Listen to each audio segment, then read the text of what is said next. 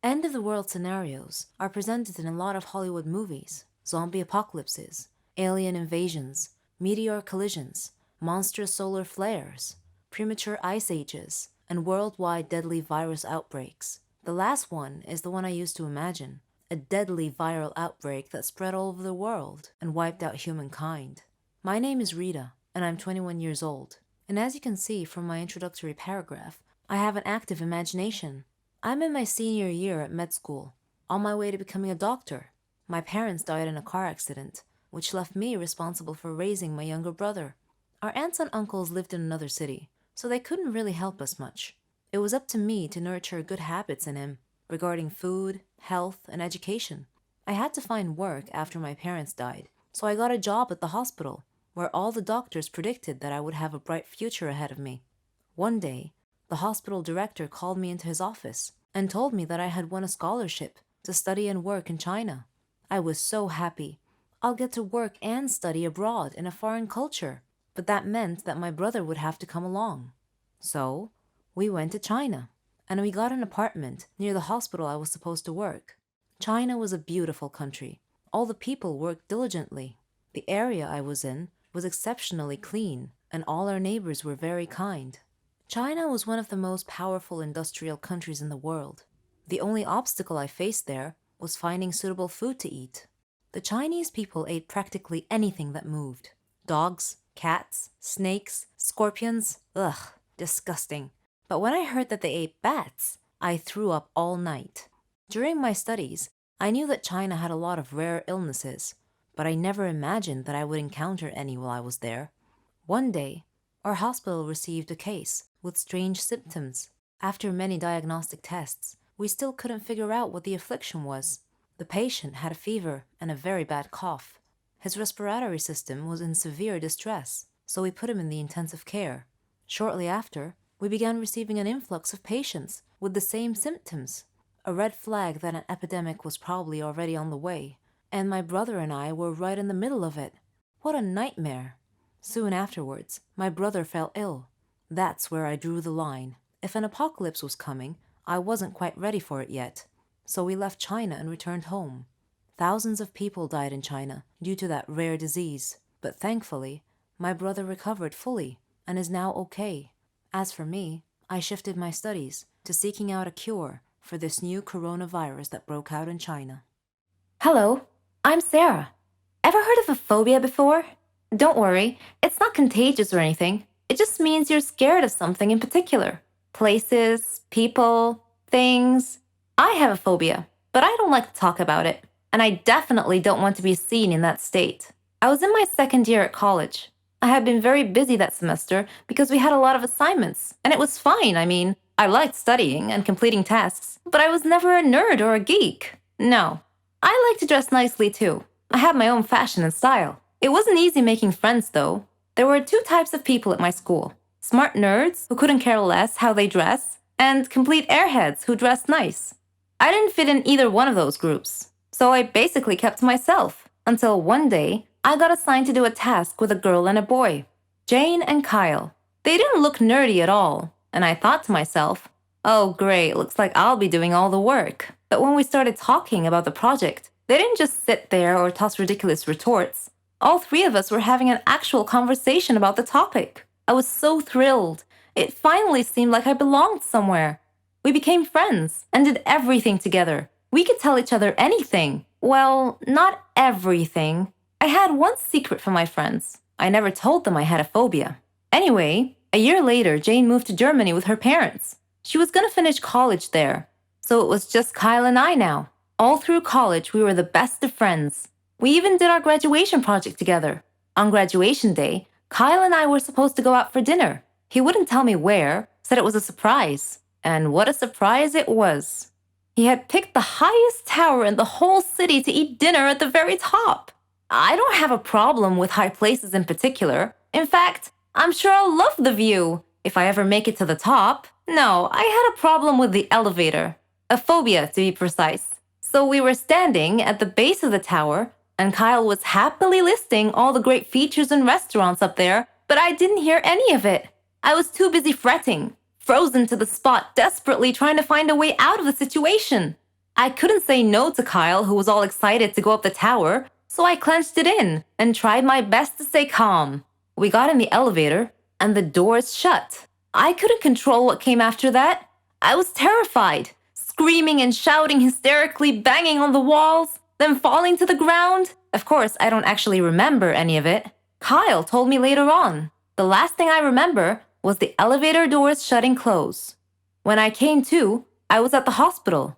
Kyle was sitting by my bed looking worried. When he saw that I woke up and that I was feeling fine, he started laughing at me, saying, "Why didn't you tell me you had a phobia?" I felt ridiculous and started laughing too. And then, out of nowhere, he proposed. It was his plan all along, although he pictured it at the top of the tower. All that happened 3 years ago. We're married now, and we have a baby girl. I'm being treated for my phobia. It's not completely gone, but I'm way better now. Apparently, hiding my problems never solves them. I'll have to face them, sooner or later. Hello, everyone. I'm Lauren. Did you ever wonder what it would be like to have your life completely destroyed by someone close to you? Ever thought about what you would do then? I didn't have time to think, because that's exactly what happened to me. It all started 2 years ago. I lived a quiet life with my mom and dad and my sister. I loved my family. We were always together. We were happy until that fateful day. My dad got fired from his work, a big company. He had worked there for 20 years. The only money we had then was what he had managed to save over the years.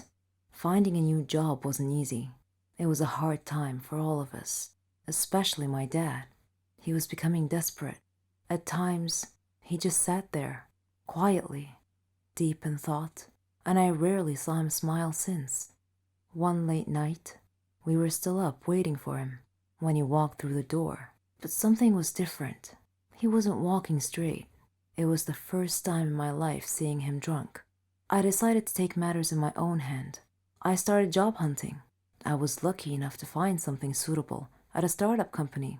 The pay was good enough, and the more I worked, the more I earned. I was trying my best to get our life back. I was giving it all I've got. My dad started asking me for money. I was more than happy to give him what he needed. I didn't even ask what it was for. Then he started asking for more. He came late almost every night, and he was never awake in the morning. It seemed like we hadn't talked together for ages. Then, money started disappearing from my purse. I got home from work one night. It had been a long day, and I was really tired. I put my bag in my room, and I went to the kitchen to find something to eat. I made myself a sandwich, then took it back to my room. But when I got to the door, I saw a shadow moving inside. I thought everyone was asleep, so I opened the door slightly and looked inside. I couldn't believe what I saw. My dad was standing over my bag, and my wallet was in his hand. He found no money in it, so he threw it on the bed and started going through my purse. At that moment, my mom came down the stairs. She had my dad's shirt in her hands and a small pack of white powder. I looked at her face. Her eyes were filled with tears. I tried to speak, but found nothing to say. My dad came out of my room. He saw us standing there. Suddenly, everything changed. He tore the shirt and the pack from my mom's hands. He was hysterical. He started breaking things around him. My mom and I were too scared to move. But then my sister came running down the stairs. He pulled her towards him and held a knife to her throat. He threatened to kill her if we didn't give him money. Without a moment's thought, I did what he asked. Things only got worse. Nothing was ever enough. He asked for more and more money, and if I refused, he'd get violent, beating up anyone in his path. I couldn't stand by and watch, so I would just give him what he wanted, until I decided enough was enough. He barged down the stairs one evening and asked for all the money I've got. I told him we had expenses to pay, the rent, school fees, but none of it mattered to him. He asked me again for the money and threatened me if I didn't do what he asked. I refused. He hit me so hard that I crashed my head against the wall and fell to the floor, bleeding. Everything went dark. My mom took me to different hospitals, and I had to do a lot of checkups and tests, but all the doctors said the same thing, that this was it. I was sentenced to live my life in darkness, never to see the light again. Bumping my head against the wall was one of the reasons, but apparently, my psychological state played a huge role in my recovery. The doctor suggested that I'd be taken to a psychiatrist. My dad felt sorry for what he had done to me. He quit the drugs and alcohol, tried to be proper, but it was because of him that I was in this state. I didn't know if I could ever find it in myself to forgive him. I was torn inside. He was my dad, but I couldn't forget what had happened. I stopped talking shortly after, and he left, disappearing from our lives. No one knew where he was or what he was doing. A year had passed, and he came home. He sounded good, kind of like how he was before. He's trying to make up for what he had done. But to me, nothing he does makes a difference anymore. I'm still in the dark. That's something I'm gonna have to live with my whole life. I can't change that. What do you think I should do? I don't believe in ghosts, evil spirits, haunted houses, metaphysics, etc. I only believe in science and facts. But sometimes things happen that shred all your beliefs. I want to introduce myself. I'm Lisa. I'm 14 years old. I live with my mom, dad, and grandmother. And they're all very proud of me. I'm the leader of the science club at school, and I've been the perfect student for the past 2 years. My hobbies are reading, watching educational videos, and learning. I like to discuss matters with rational people, not those who believe in myths, aliens, ghosts, and other such nonsense. I personally think these people have mental issues. One morning, my grandmother passed away. I was sad for a long time because I missed her so much. On the day of her funeral, the whole city must have come to say goodbye. While the priests were praying, I noticed something peculiar about one of the graves in the graveyard. After the prayer ended, I approached the grave in question to investigate. There was some weird writing on it. Then, a wispy, transparent, smoky figure appeared out of nowhere. It said to me, "Do not get closer to Donna Median's grave. Beware." I shivered slightly and asked the apparition who Donna was. And it replied. Who was she? She was an evil witch who liked to scare people.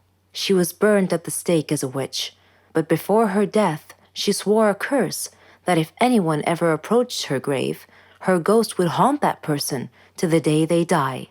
I did not laugh at the apparition's warning. Instead, I turned and returned home, thinking about what had happened.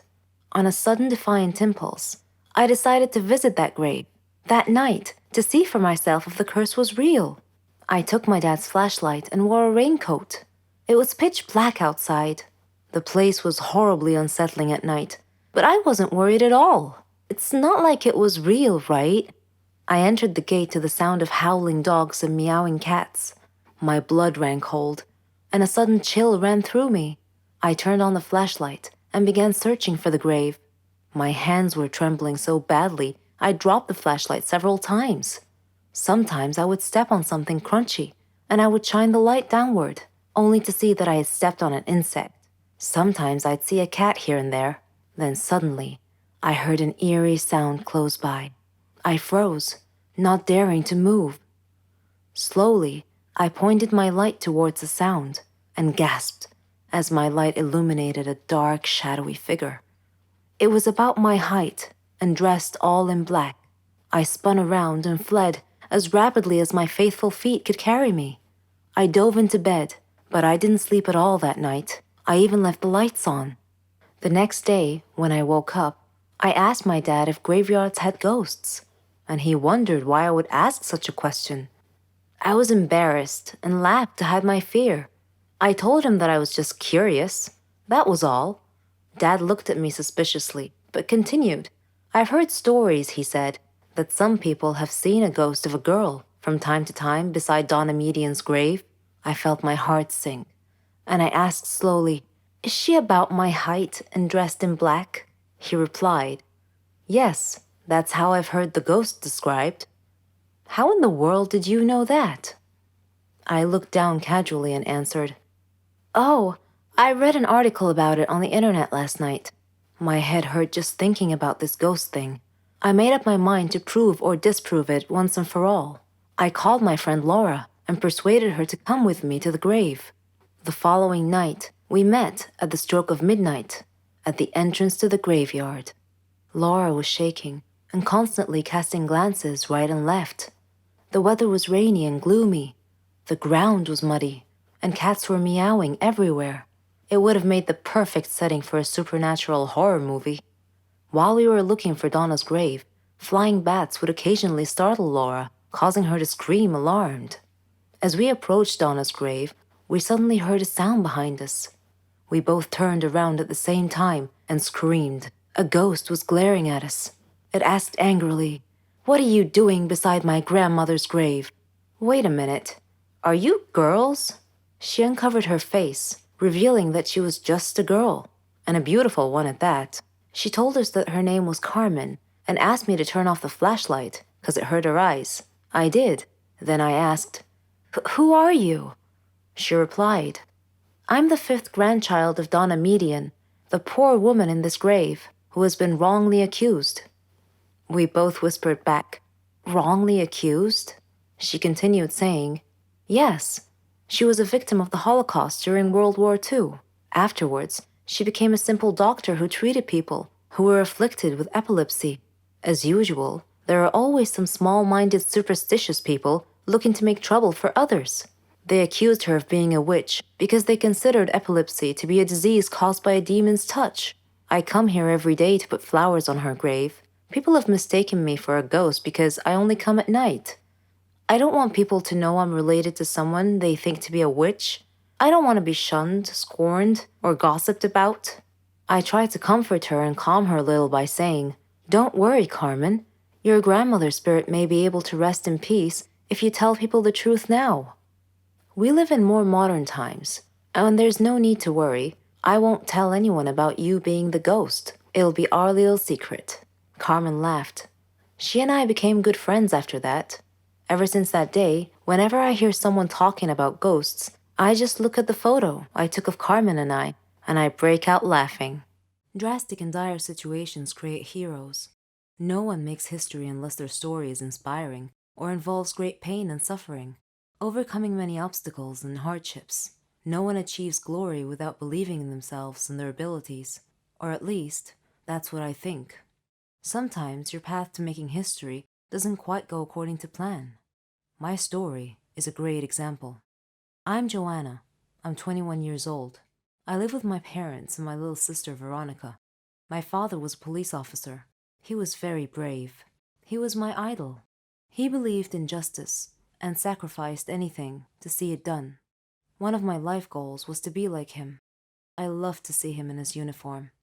I viewed him as a hero of sorts and believed the old adage that good always triumphs over evil. Unfortunately, that rosy affirmation doesn't always hold true in real life. My father's work used to keep him terribly busy. Nevertheless, he took a few hours off on Veronica's birthday so he could be there with us.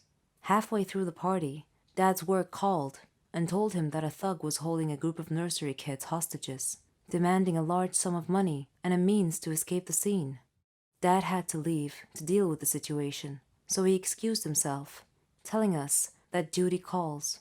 We were used to seeing Dad dash off suddenly at various times to deal with crimes in progress, but something felt uneasy about that particular time. Dad arrived at the scene just when his colleagues were preparing to charge into the building at significant risk to the kids. Dad volunteered to enter alone to take out the criminal before anyone got hurt. He sneaked into the building and engaged the hostage taker in a gunfight. He managed to kill the thug, but was seriously wounded. He died days later. The whole police department and the city were saddened by his loss. They held a memorial service for Dad. This senseless crime and the loss of my dad galvanized me to enroll in the police academy.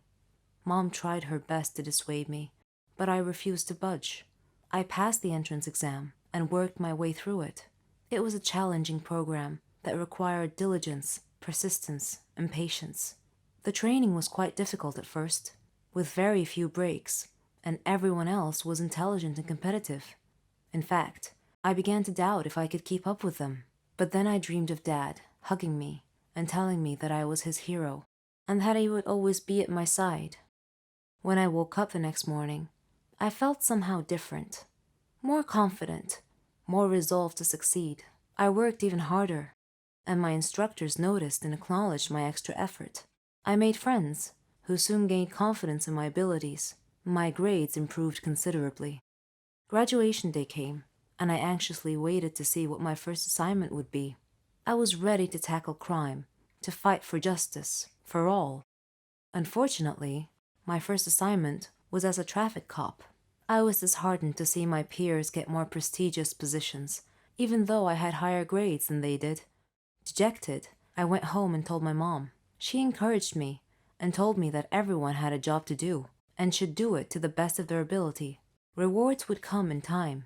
She said she appreciated the work of traffic cops, who kept city traffic flowing smoothly during accidents and other abnormal situations. Her words helped me to accept my situation. Regardless, the work was boring, and I still envied my peers for their more important and more glamorous assignments. Life's just not fair. But remember those dire situations I mentioned earlier? Well, during one of my traffic control days, when a traffic light had failed, I noticed two black cars idling in front of a bank in a no parking zone. Initially, I thought it was the bank manager or some other VIP stepping into the bank for a quick stop. I turned my attention back to my traffic control and waved the cars waiting in the left turn lane to proceed to turn left. Then, I looked back at the bank and noticed that a man had gotten out of one of the black cars and stepped over to speak with a bank guard, standing outside the bank. Suddenly, he struck the guard and knocked him unconscious. Then the cars emptied as a group of masked men exited and rushed into the bank. These actions all occurred in quick succession. An armed robbery was in progress. I called the police station on my radio and reported the incident. The police quickly showed up and took the waiting car drivers into custody. The masked men had no choice but to remain inside the bank with the customers as hostages. They were trapped. They threatened that if they weren't let go free with the money, they would blow up the bank and kill all the hostages. My father's life and death scene played across my mind like a movie rerun. I watched the policemen discussing what to do. I felt that I knew more about these city blocks than they did, because I spent many hours every day plying these streets, directing traffic. So I volunteered to enter the bank alone. Since this was my beat, I knew that the bank had a secret entrance that the criminals couldn't have known anything about. Thanks to my police training, I was able to easily pick the lock on the secret door and sneak in through the back. I saw two hallways, one to the left and one to the right. I decided to take the one on the left. I expected that the right one would lead me to the lobby, where the criminals were holding the hostages. As I moved stealthily, I heard a noise and discovered that I had reached the lobby instead. There were 4 masked men watching the hostages, who had been tied up. Then, I spied a bomb in the midst of the hostages. These guys were definitely serious. One of the hostages spotted me, and I gestured to him not to speak or look at me. Unfortunately, one of the thugs had already noticed the hostage looking in my direction. He looked over and saw me. I fired and hit him in the shoulder. I knew the shot would cause the other policemen to rush in, so I needed to distract the masked man quickly. One criminal was holding a hostage in front of him, and he told me he would kill her if I didn't put my gun down. I lowered my gun to the floor, stood up, and raised my hands. All the masked men were watching me with their backs to the main entrance. Just as I was about to get shot, the police squad rushed in and told them to freeze. The thugs surrendered. The hostages thanked me, and the police chief thanked me for risking my life for the hostages. The next day, the governor called me into his office and praised my bravery and dedication. He surprised me by transferring me from the traffic control division to the crime prevention division. I felt my father's spirit watching me at that moment and smiling with pride.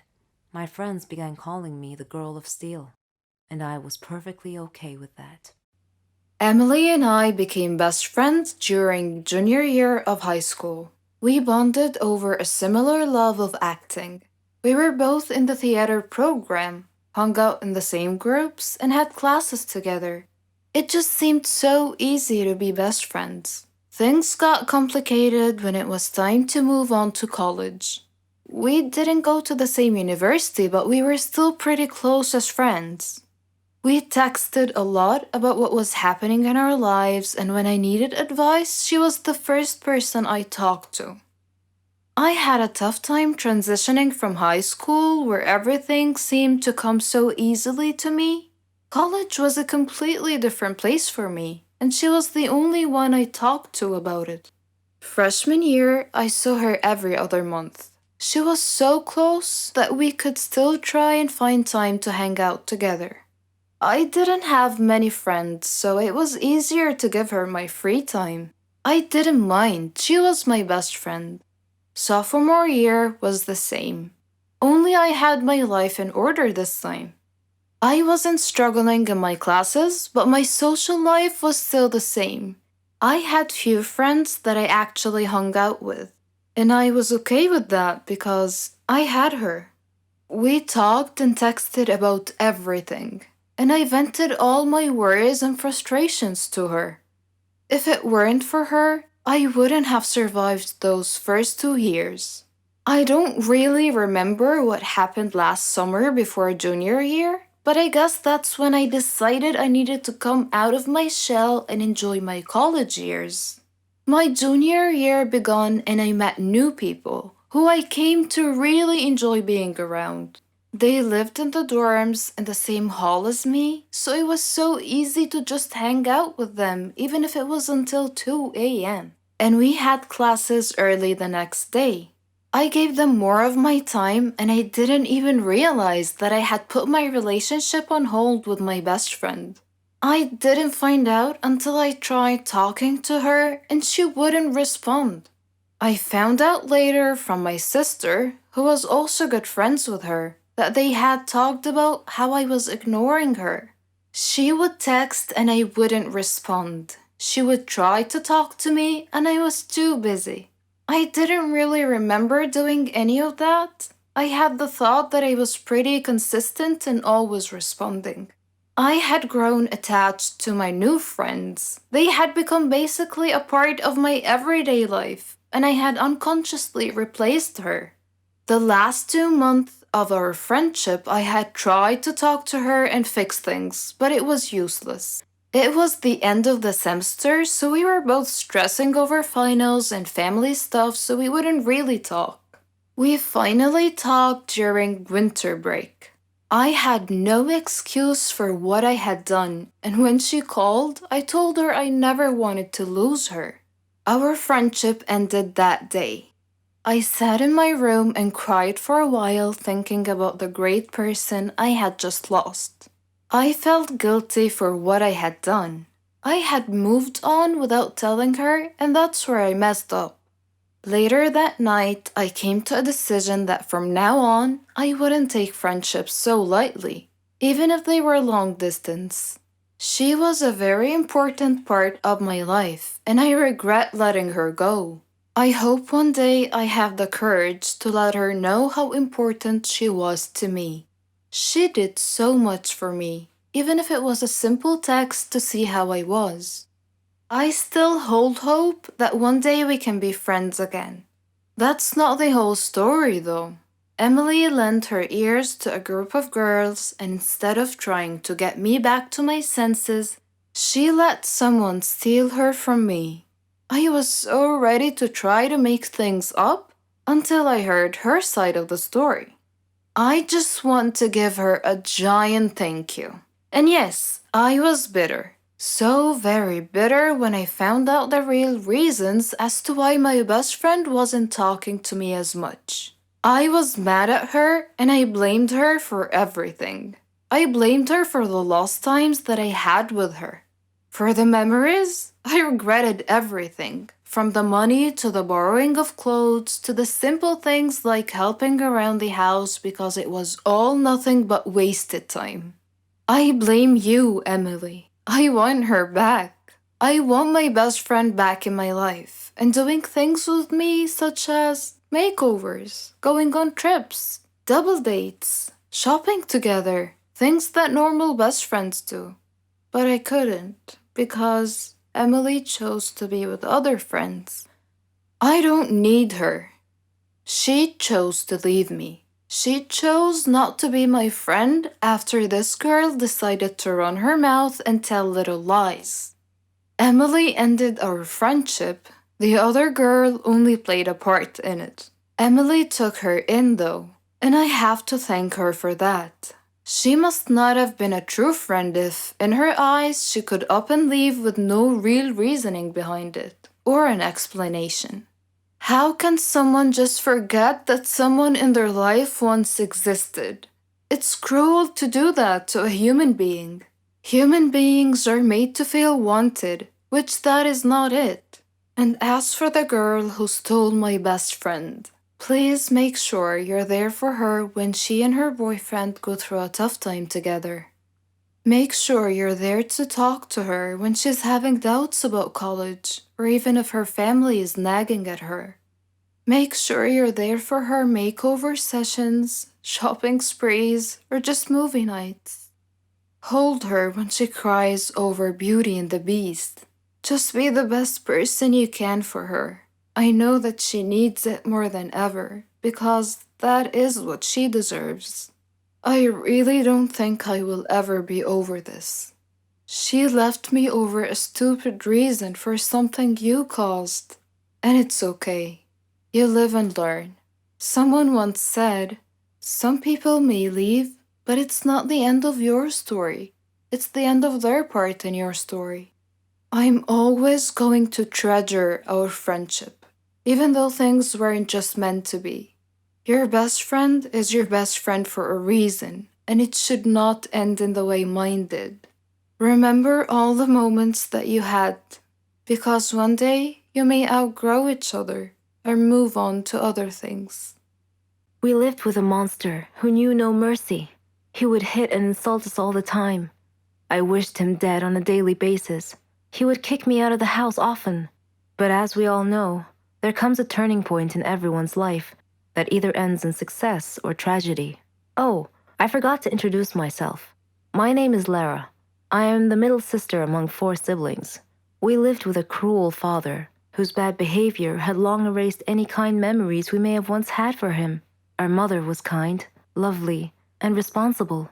She used to take care of us in every way, but she finally had to abandon us because she just couldn't take any more of father's abuse. I remember the scene vividly to this very day. There was a big fight between my parents. At the end of it, mother had opened the door while holding a suitcase. We were too young to understand anything at the time. She was crying as she turned and walked out of our lives forever. We were expecting father's attitude to change after that, but it didn't. He continued mistreating and ridiculing us every opportunity he got, neglecting us completely. He gave us neither food nor clothes, only a very small amount of money to fend for ourselves. What could we do? We had to live with the situation.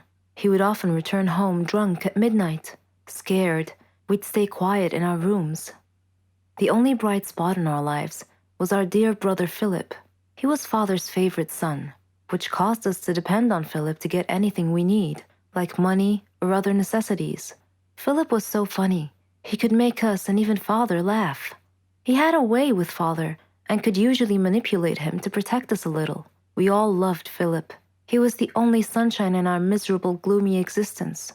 One day, we woke up in the middle of a stormy weather. We turned on the TV and listened to the news.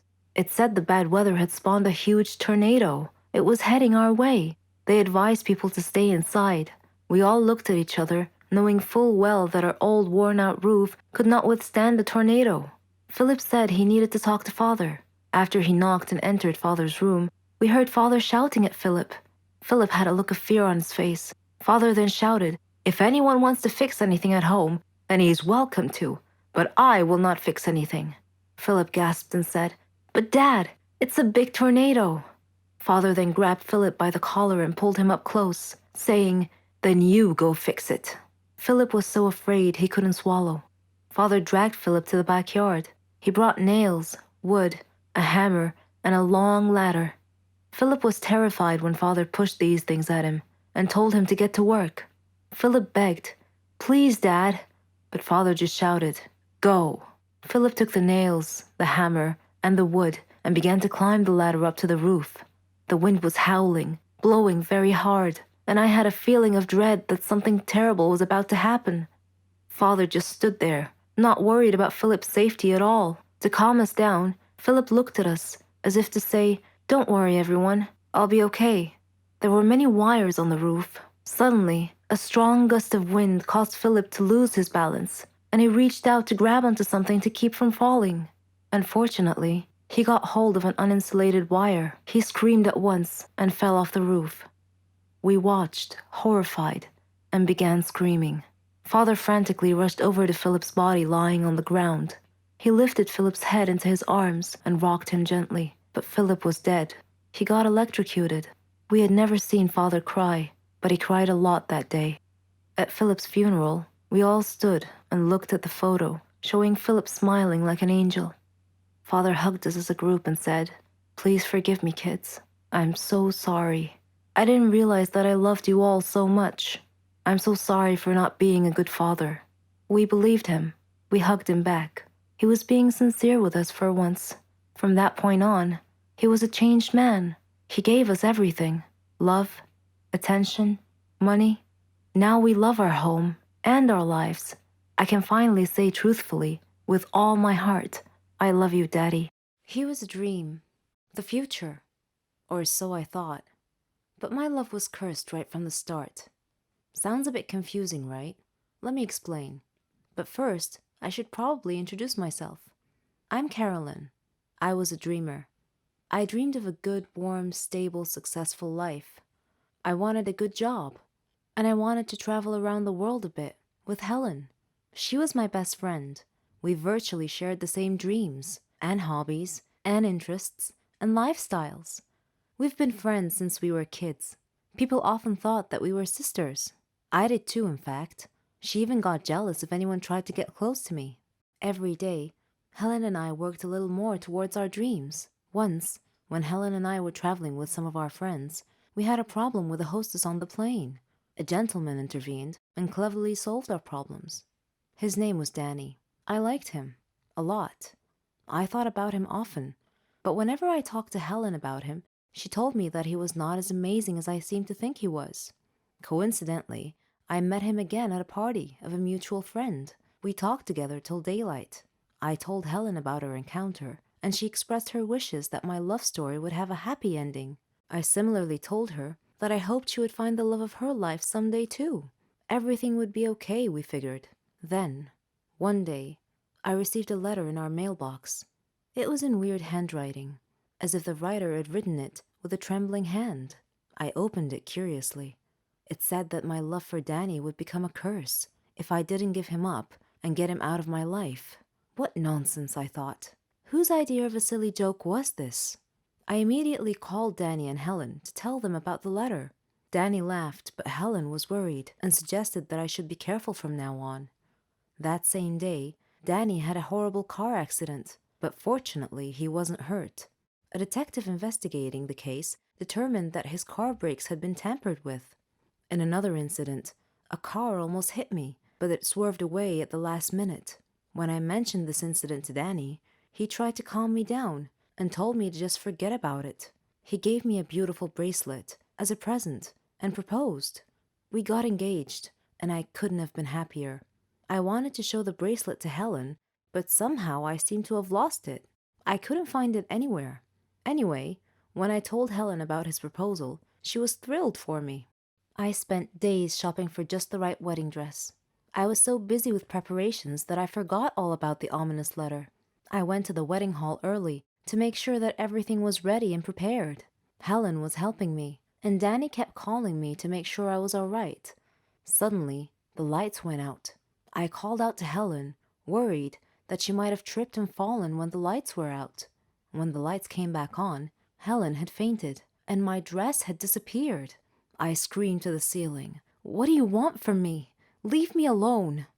Suddenly, Danny appeared out of nowhere and asked me what had happened. I told him then and there that we must break off our engagement, otherwise the curse the letter mentioned might injure someone or cause someone to die. Then Helen came too and tried to calm me down. She told me to go to the car and that she would get our stuff and follow me. I loved Danny and wanted to marry him, but now I was seriously worried that this curse threat might actually be real. Helen came back carrying a bag and a large suitcase and told Danny not to worry, that she would drive me home and then call him to tell him that we had arrived safely. I was still crying, and Helen was trying to calm me down. When we arrived home, I noticed something strange. Helen was carrying a bag that was partially open, and I glimpsed a piece of clothing stuffed into it. It looked exactly like my dress. I opened the bag and found that it was my dress. I confronted Helen and demanded to know how my missing dress ended up in her bag. I clearly caught her red-handed, and she was unable to answer coherently. I realized at that moment that the source of the so-called curse was Helen. "Helen," I said, "how dare you do this to me? I thought we were like sisters to each other." She replied icily, with a glare that I saw for the first time. She said that she fell in love with Danny just as I did, but he chose me instead of her, and that she hated me for it. She said she won him over and got him to love her instead. Then they both tried to scare me into calling off the wedding so that she and Danny could be together. There are no words to describe how I felt at the time. I replied in a similar tone. I told her that I don't ever want to see her again, or Danny. Neither of them mattered anymore. I never did see Helen or Danny after that day. I'm on a Caribbean island now, sipping on a cocktail. I read in the paper that Danny and Helen had announced their engagement. I'm thinking about what wedding present I should give them as a surprise. Why am I covering my face, you ask? Why would I wear a hoodie and cover my face with a veil? Your brain is probably going to go for the obvious. Illness, health issue, ugliness, or maybe an old wrinkled face. But that's not exactly true. Let me take off my hoodie and remove my veil. There, see? I'm actually not that bad. Well, except for those large, smooth, white spots on my face. I have a skin condition called vitiligo. I'm Bella. My name is supposed to mean beautiful. I'm 17 years old, yet people view me as a monster because of my appearance. People shy away from me. They think they can catch whatever it is I have. They fear me, but they have no need to, really. Vitiligo is harmless, nothing more than a skin pigmentation defect. It is not contagious, and it won't rub off you. But society fears those who are different. No one wants to be near me. I have only one friend. Her name is Laura. Before I developed vitiligo, I had a great childhood. I used to laugh, play music and sing, and I had many friends. My parents and my friends enjoyed my singing and thought that I might become a famous singer one day. My hobbies included reading, watching movies, and playing sports. I excelled in gymnastics and even won a few awards. The days passed merrily. Then one day, I mysteriously got a headache and became fatigued, and I noticed a white spot on my body. I showed it to my parents, and they looked worried. They took me to the doctor, who examined me and diagnosed the problem as a skin disorder called vitiligo. My father was concerned and asked the doctor if it was dangerous. She explained to him that it was harmless, just a skin discoloration issue. My mother asked if it was contagious, but the doctor said no, not to worry. It can't and it won't spread to anyone else. I felt like I was in a dream that turned into a nightmare. The doctor tried to reassure me that it was simply a skin disorder, not a disease, and that it could be treated to some extent. It initially spread all over my body from shoulders down, causing me to wear long-sleeved blouses and gloves. Then one day, the spots appeared on my face. When my friends noticed the spots, I told them about vitiligo, but they didn't believe me when I said it wasn't contagious. They began to avoid me. Even my little siblings seemed to be afraid to hang around me. One of them even called me a monster. I hated myself, hated this affliction, hated my circumstances. It felt like I was all alone in the world, and nothing really mattered anymore. I gave up everything: music, gymnastics, reading. Though my parents encouraged me, I was totally depressed. But as the saying goes, if life gives you lemons, make lemonade. So I decided to try and make the best out of the hand that life had dealt me. Besides my parents, my friend Laura was the only person who supported me in accepting my condition and moving on with my life. Her support meant a lot to me. Sometimes we would spend hours sitting down without speaking. We felt comfortable and safe in each other's company. One day, Laura told me that she had a surprise for me. I told her that nothing could surprise me, but to go ahead and tell me anyway. She said there was a talent contest on a local channel, and that she signed me up to participate in it. I was shocked. I had long forgotten about singing. Laura enthusiastically told me that I had to get back into the habit of singing again, and that I needed to send them a recording of my singing. Initially, I resolutely refused, but in the end, she finally persuaded me to do it, so I submitted a recording of my singing. Laura was pleasantly surprised. She said my voice was beautiful. I sang a rather sad song, and after finishing it, she hugged me. She told me that the results would be released in 3 days. I waited anxiously, and I hadn't felt that way in a long time. 3 days later, I received a call from Laura. Her voice seemed sad, and I immediately knew that I had been rejected from entering the contest. But then she let her true excitement show, and she shouted in the handset that I had been accepted to participate in the competition. I screamed with joy. My parents heard the commotion and asked me what had happened. When I told them, they were ecstatic. I wanted to change people's minds about vitiligo, so I came up with a plan. The day of the contest arrived. The program would be live. My parents, Laura, and I went to the studio to await my turn.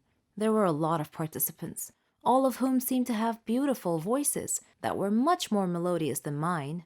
Oh, I forgot to tell you that I was wearing my usual hoodie, gloves, and face veil again. I tried to stay calm until my turn, but Laura was talking non-stop, and my parents were encouraging me the whole time.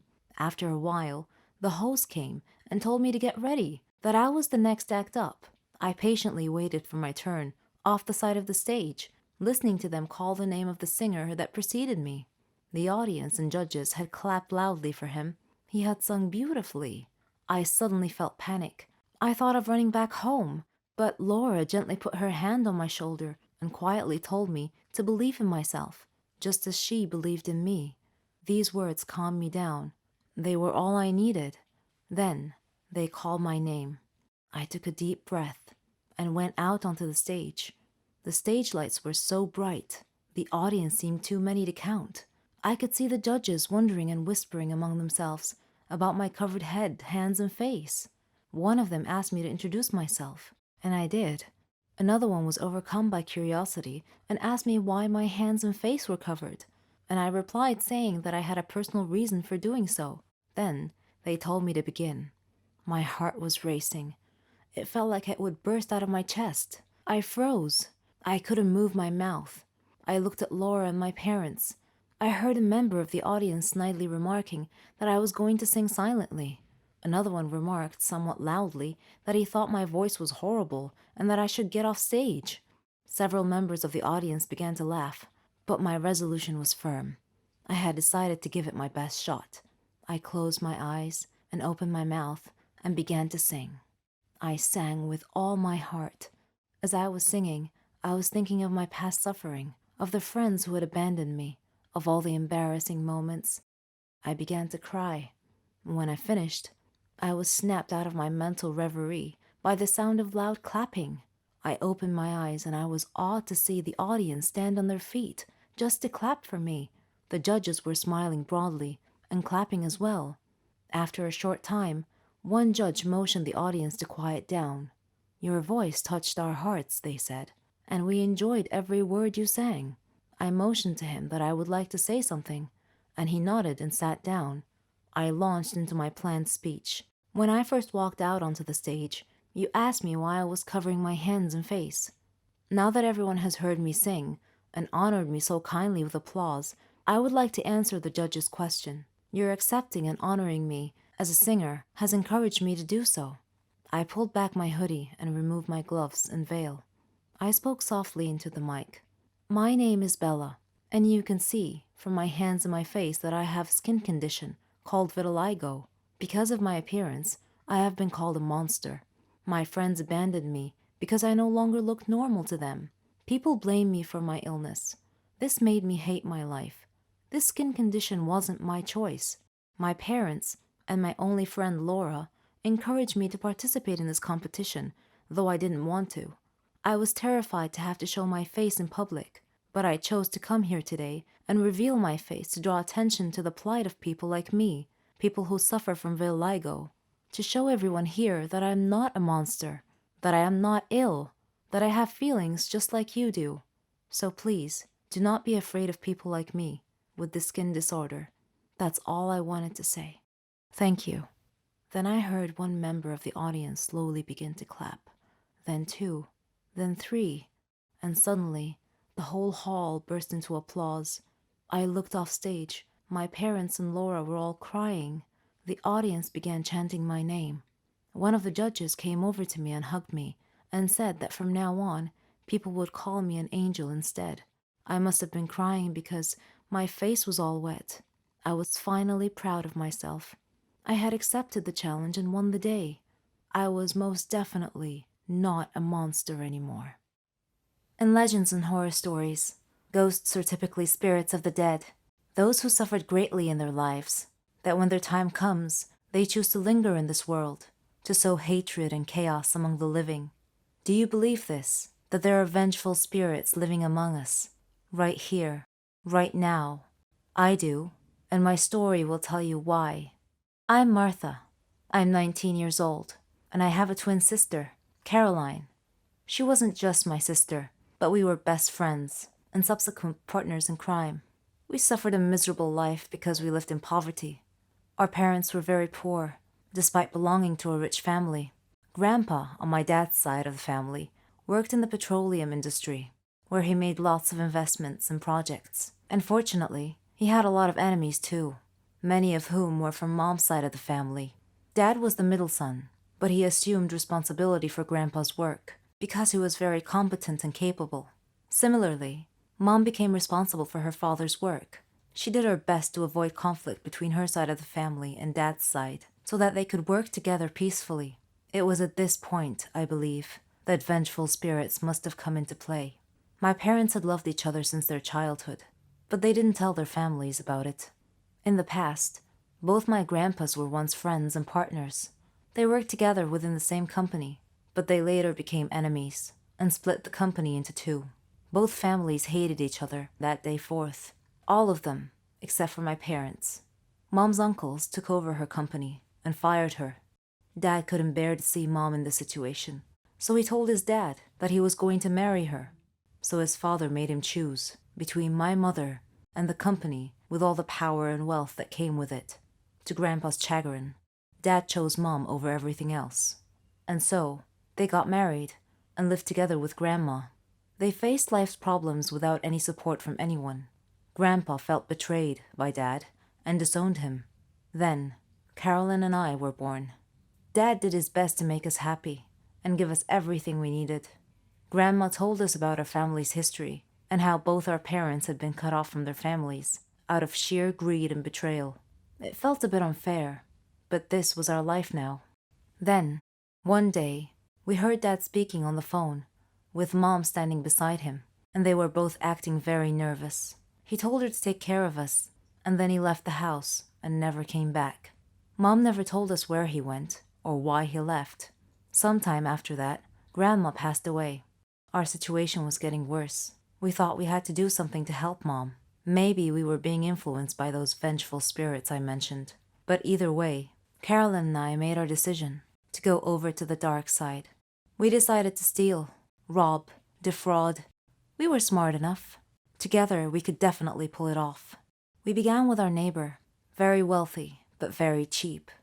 We figured she must be keeping her money somewhere in the house, since she didn't believe in leaving a dime in the bank's care and was completely convinced that they would steal her money.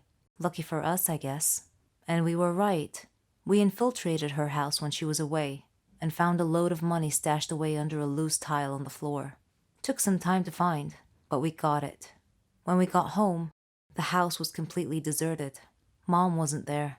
Her clothes were all gone from the wardrobe. We were on our own now. We began exploiting jewelry shop owners. We would pretend to be a wealthy customer and tell the owner that we wanted to take the jewelry home to show our mom and get her opinion. We would drug hotel owners and put all the money in their safe into a bag, then scream and call for help, saying that the owner had just collapsed, creating a diversion and disappearing in the crowd.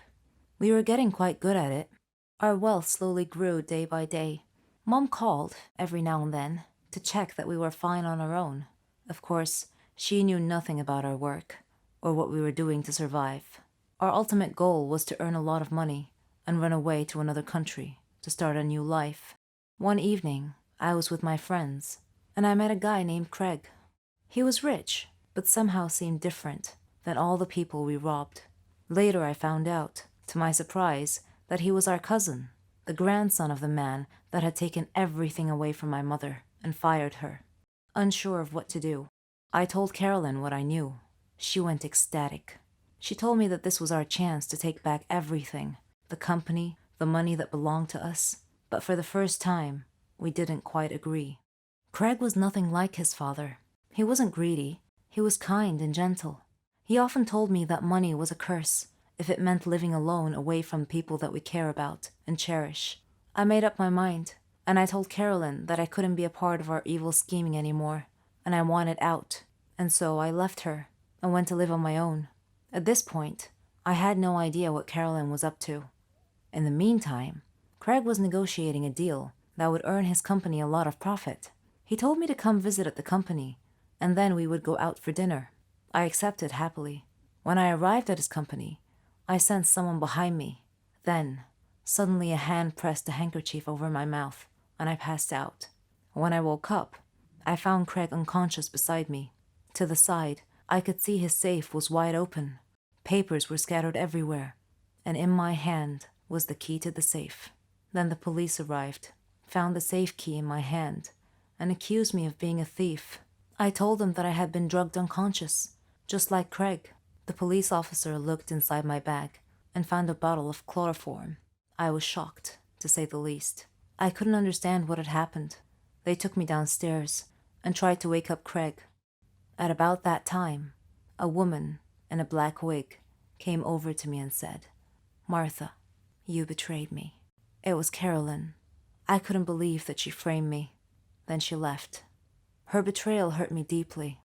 A part of my brain told me that I had betrayed her first, but that doesn't matter now. When I get out of prison, someday, I resolved to get my revenge on her. We were no longer sisters. Just as we had been betrayed by our families before us, we were now locked into yet another circle of family betrayal.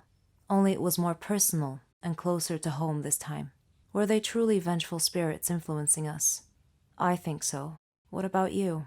My name is Laura, and as a child, I craved unconditional love. But instead of cuddles and family outings, my lasting memories are of bitter rows. My mom never wanted children, she says. She told me that the only reason she didn't get an abortion was that she found about the pregnancy too late.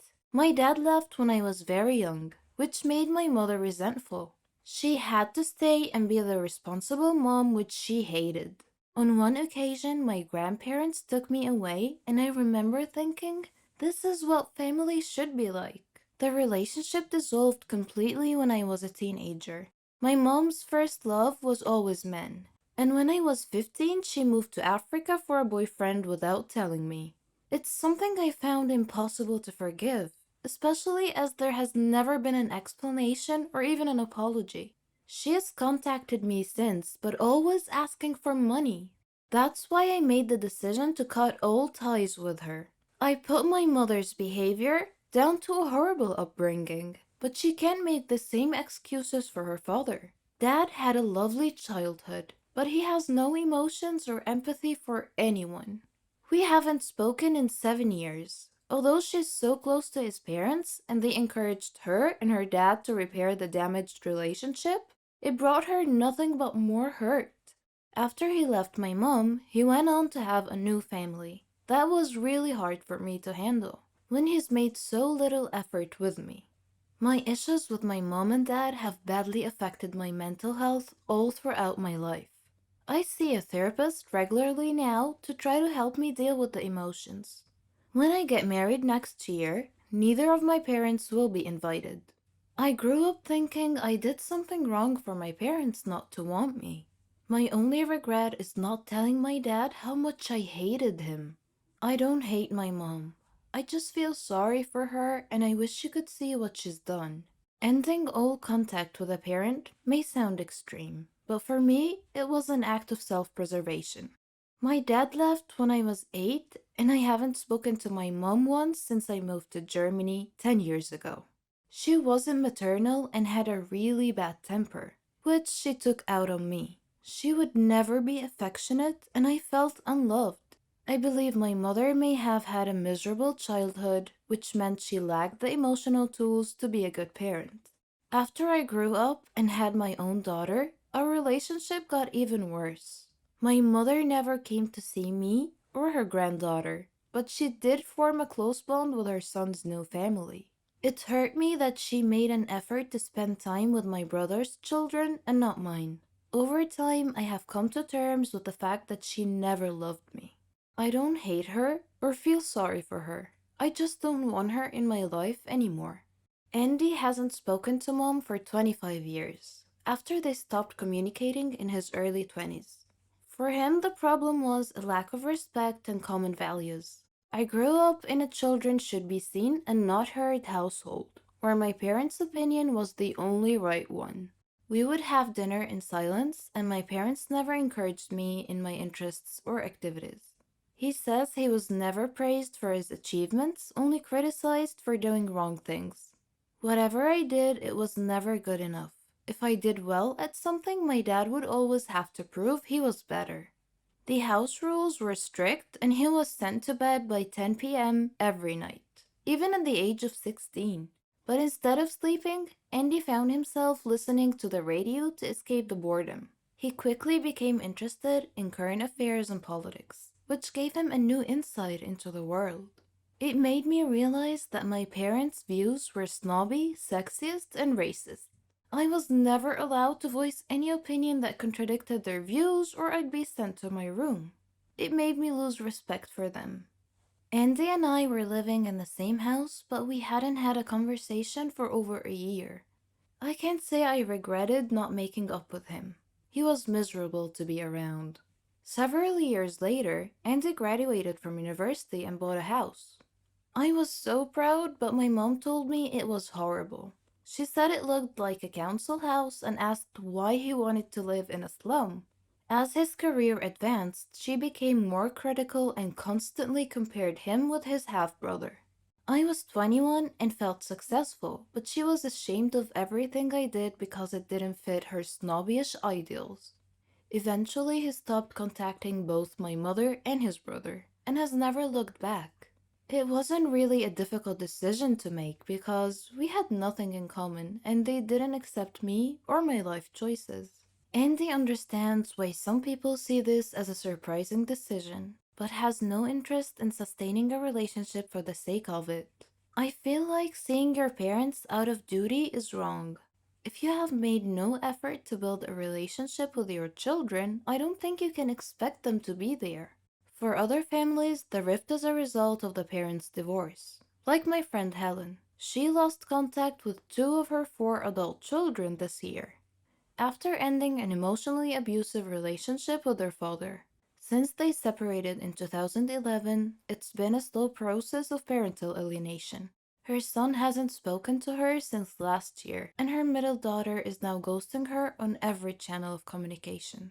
She believes her former partner has used the same manipulation tactics on her children as those that destroyed their marriage. Once the kids got older and she developed her own life and interests, her ex became controlling and tried to stop her from doing the things that she liked. During a period of gaslighting that spanned many years, she says he told lies about her behavior to friends and family. Once he told them she was drunk and suicidal and she had gone missing. In reality, she had gone to the supermarket. When she joined a local band, he told everyone she was crazy and that she wanted to run away and become famous. Over time, her husband's side of the story was believed, and Helen began feeling alienated from her family. She sadly lost her mom a few years ago, and her dad is a man's man and took her ex's side. The divorce impacted the children big time and damaged them emotionally. Despite making every effort to build bridges with her children, she admits she doesn't know what their father has told them. He has always made an argument before parties and celebrations to prevent her from coming to the event. He also accused her of having an affair, even though she never cheated on him. The relationships with her 2 estranged children became so strained that she wasn't given a chance to discuss what had happened.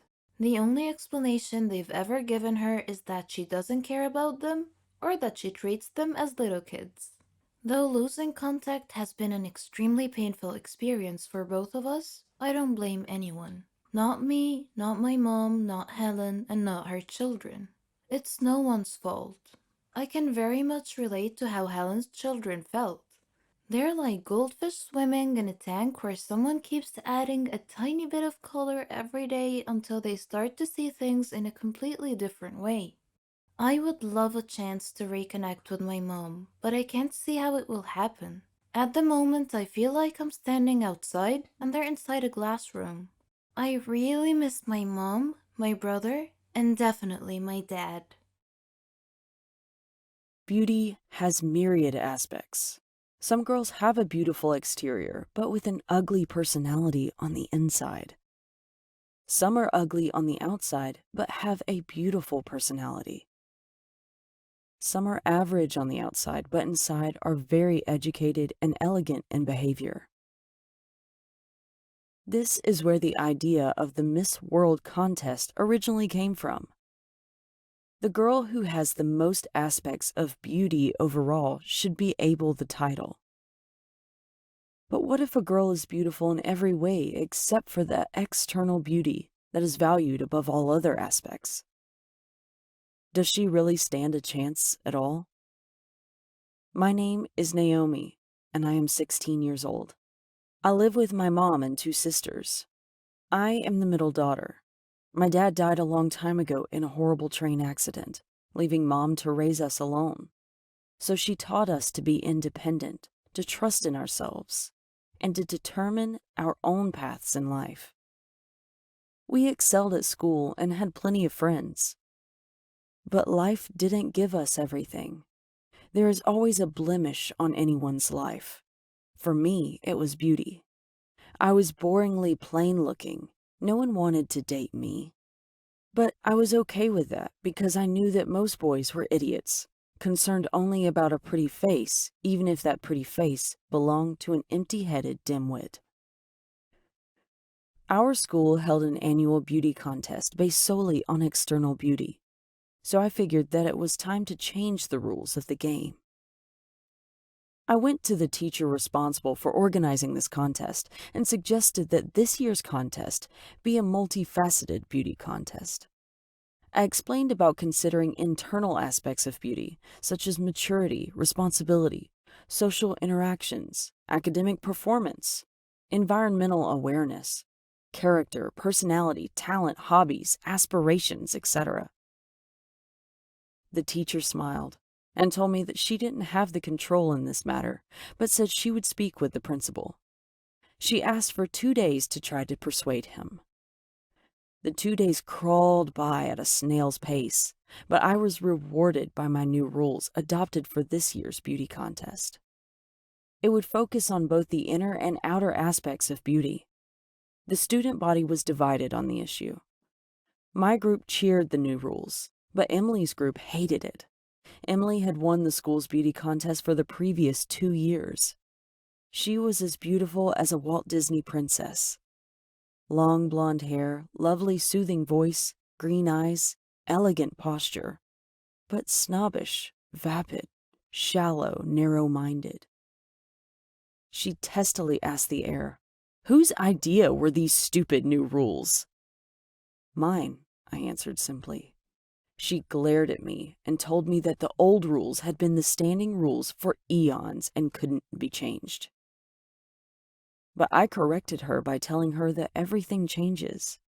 She dismissed me with a wave of her hand by telling me that it didn't matter, that she was a shoo-in to win anyway, regardless of any stupid rule changes. I read the flyer about the contest and the new rules. One facet to be evaluated was how well a student contributed to the school's goals of fostering kindness and learning. Another facet was one's talent and hobbies like poetry, drawing, acting, or singing. Another was general knowledge of the world. And yet another was about etiquette, politeness, and manners. I put my plan into motion to win this contest from vain, brainless Emily. Still, she seemed so confident that I felt like I had no real chance of actually beating her. The contest, which would span several days, began. The first phase of the competition was on the social aspects of beauty. Emily chose to woo the students by distributing roses and chocolates to them. In addition, she flirted with the more popular boys to get them and their friends to like her. Other contestants distributed different things to students. I needed to do something distinctive and unexpected, something genuinely useful. So I summarized the semester's school subjects for the students so they could study more easily and efficiently for their final exams. I also asked Mom to prepare healthy lunches for them. My ideas were well received. The next phase was general knowledge. The judges paired everyone with a rival. The winners of those pairs would then be paired repeatedly until only one winner emerged by elimination. I was paired with Emily. Favoring her external beauty, the judges asked her easy questions. Me? I got the challenging questions. But despite this biased treatment, I answered all the questions correctly. The next part was about artistic talent. Emily was an excellent actress. Imagine that.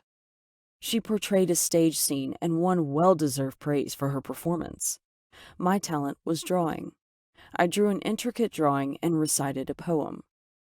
My heart was pounding during my poem recital, but I managed to receive vigorous applause. Emily was staring daggers at me.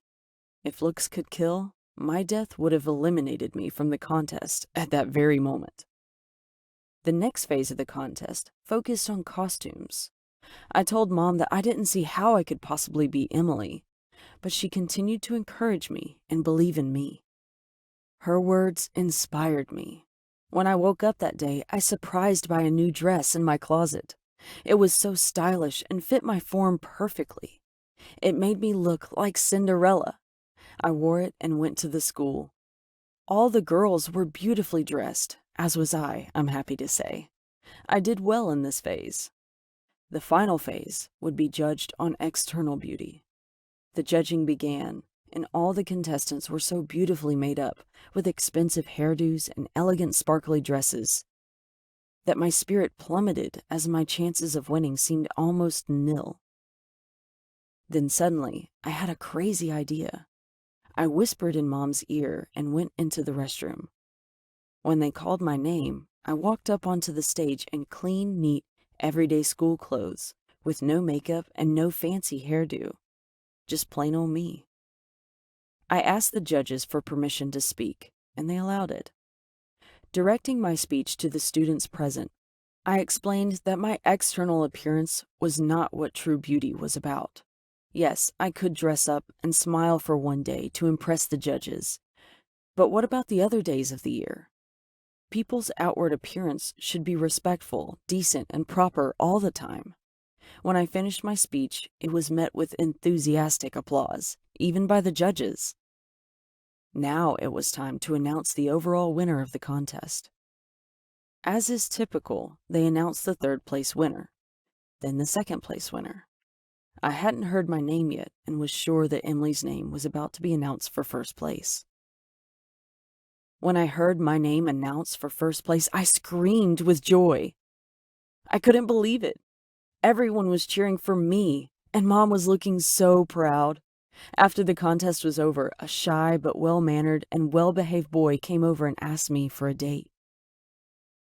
I turned toward Emily and smiled sweetly. She didn't return my smile. Well, long story short, a plain Jane, me, won the overall contest and proved that even an ugly duckling can be loved for its inner beauty. Friendship is not a word that is easily described. In fact, those who know the true meaning of it are scarce. It usually comes with a bond of trust that is not easily broken. The question is, can you believe in that bond till the very end, no matter what? My name is Sophie. I'm 21 years old. I used to live with my parents and my two siblings, Lena and Brian. Dad's an architect. Mom's a doctor. But she had to leave her job to take care of Brian and Lena because they were young and still needed her care and attention. And for a long time, so did I. As a kid, my parents were always worried about me. I didn't have any friends at school. and I was very shy. I would immediately cry when something happened, but all that changed when I met my guardian angel, Matilda. The way we met was somewhat bizarre. I did pretty well in my studies at school. I had hobbies like art and music. Unfortunately, there was this one group of girls who liked to bully people like me. One day, in science class, I was carrying a project I was working on when those girls stopped me and tried to take my project. Just when I was about to cry and let them steal it from me, a girl appeared and told them to leave me alone, or else they would have to deal with her. When they saw her, they looked frightened and left in a hurry. I didn't know the girl, but when I turned to look at her, I saw that she was a tall brunette with a beautiful smile. She took my project and held it for me because I was shaking and sobbing. Then she walked me to class and told me she would be back during break to check on me. As she was leaving, she called back to me and shouted that her name was Matilda and said that she would see me later.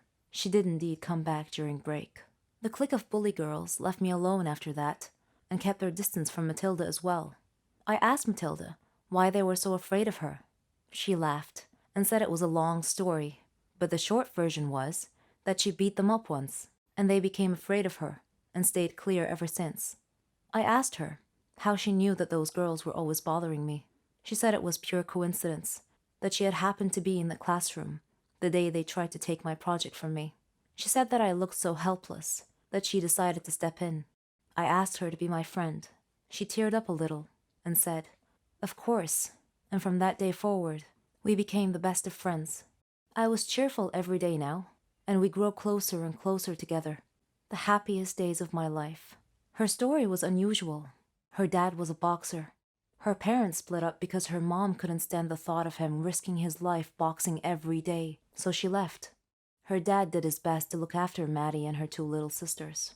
Then, one day, he was killed by thieves who robbed him as he was coming home from work, leaving Maddie to raise her siblings alone. This heavy responsibility matured her and toughened her character. She taught me to be bold, to love adventures. I feared nothing with her there. I dealt with situations decisively, without hesitation. We were like two separate halves of a ship sailing in the dark that happened to find each other one night and came together to complete each other. This was how I met Maddie, and our friendship grew stronger year after year. Maddie and her sisters were like my own sisters. We were all one big happy family, until something happened that disturbed the fabric of our universe. I enrolled in the College of Engineering, while she enrolled in a different college. The first year of college was difficult for me, because I missed Maddie so much. But then I tried really hard and focused on my studies. In my third year, I met Matthew, a player on the college basketball team. During that time, I was working for the college newspaper, and I was assigned to interview him. He was smart, handsome, and had an inspiring story.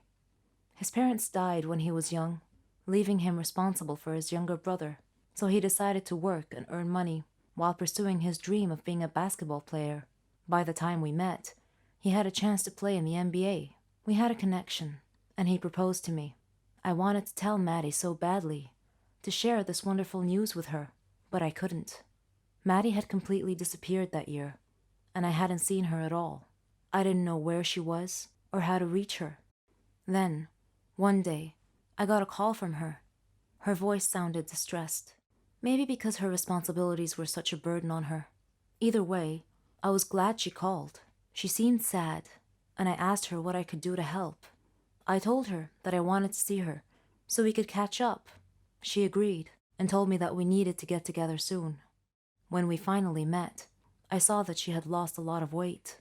I asked her why, and she replied that she was working while going to college. She wasn't looking after herself at all, but her eyes told another story. I told her about Matthew, and that we were getting married soon. She smiled, but her joy seemed affected somehow. I didn't know how to describe it. Perhaps it was the disconnected look in her eyes. I wanted to introduce her to Matthew, but apparently they had already met. They spoke politely to each other, but there seemed to be something between them that made us all feel uncomfortable. I didn't know what it was. A while later, Matthew was always nervous about something. He always seemed to be busy with training or games. But was that all there was? At the same time, Maddie had started acting weird as well. Something was going on between them, but I couldn't quite put my finger on it. Whenever her phone rang, Maddie wouldn't answer, or even look to see who was calling. Shortly before my wedding, Maddie had disappeared again without notice. Matthew went back to his normal self, and everything seemed to be fine. The wedding ceremony was going beautifully, until we got to the part where the preacher said, "Anyone who saw a reason why this marriage should not take place, may they speak now or forever hold their peace." Well, it turned out that there was someone who saw a reason why this marriage should not take place, and that someone did speak up. And much to my amazement, it was Maddie. She shouted that Matthew was her fiancé, and that he had deceived her and left her for me. Matthew looked at her with a perplexed look on his face, as if this was news to him. I felt like time had shifted into slow motion. I had to be dreaming. I couldn't imagine why neither of them told me this before. I looked at Maddie and asked if it was true. She said, "I'm done lying to you. I don't want to act anymore. Meeting you has been the most horrible thing that has ever happened to me. My life was going well till I met you. You got everything you wanted, even Matthew. He chose you instead." I was staring, lost for words. Tears started running down my face. "Please leave," I said quietly. Maddie was crying too, yet she smiled and walked away. I didn't understand her behavior. Why did she smile as she walked out of my life? Days later, the answer revealed itself. Matthew and I knew each other well, and what happened at the wedding did not affect us at all. Still, I could see it in Matthew's eyes. He had something to tell me, and one day, he came inside the house with tears in his eyes. I asked what was wrong, if his family was okay. He nodded and said, "They're all fine, Sophie, but there's something I've been wanting to tell you." During those times, when Maddie disappeared without warning, it was because she kept a secret from you. She had a terminal disease. She was dying. I was shocked. He continued and said that she had arranged the scene at the wedding to make me hate her, so that when she died, I wouldn't feel grief or sorrow. That she had loved me so much. Soon after our wedding day, her disease took a turn for the worst, and she died. I was still standing in shock. He gave me the letter she wrote me. "Dear Sophie, I'm sure that up to this point in time, you didn't understand my strange behavior, my sudden change. It was necessary to protect you from the shock of my death. I had no choice but to make you hate me. Don't be upset with me, dear Sophie. These are the last moments in my life, and I just wanted to tell you that I love you. Forever friends, Matilda."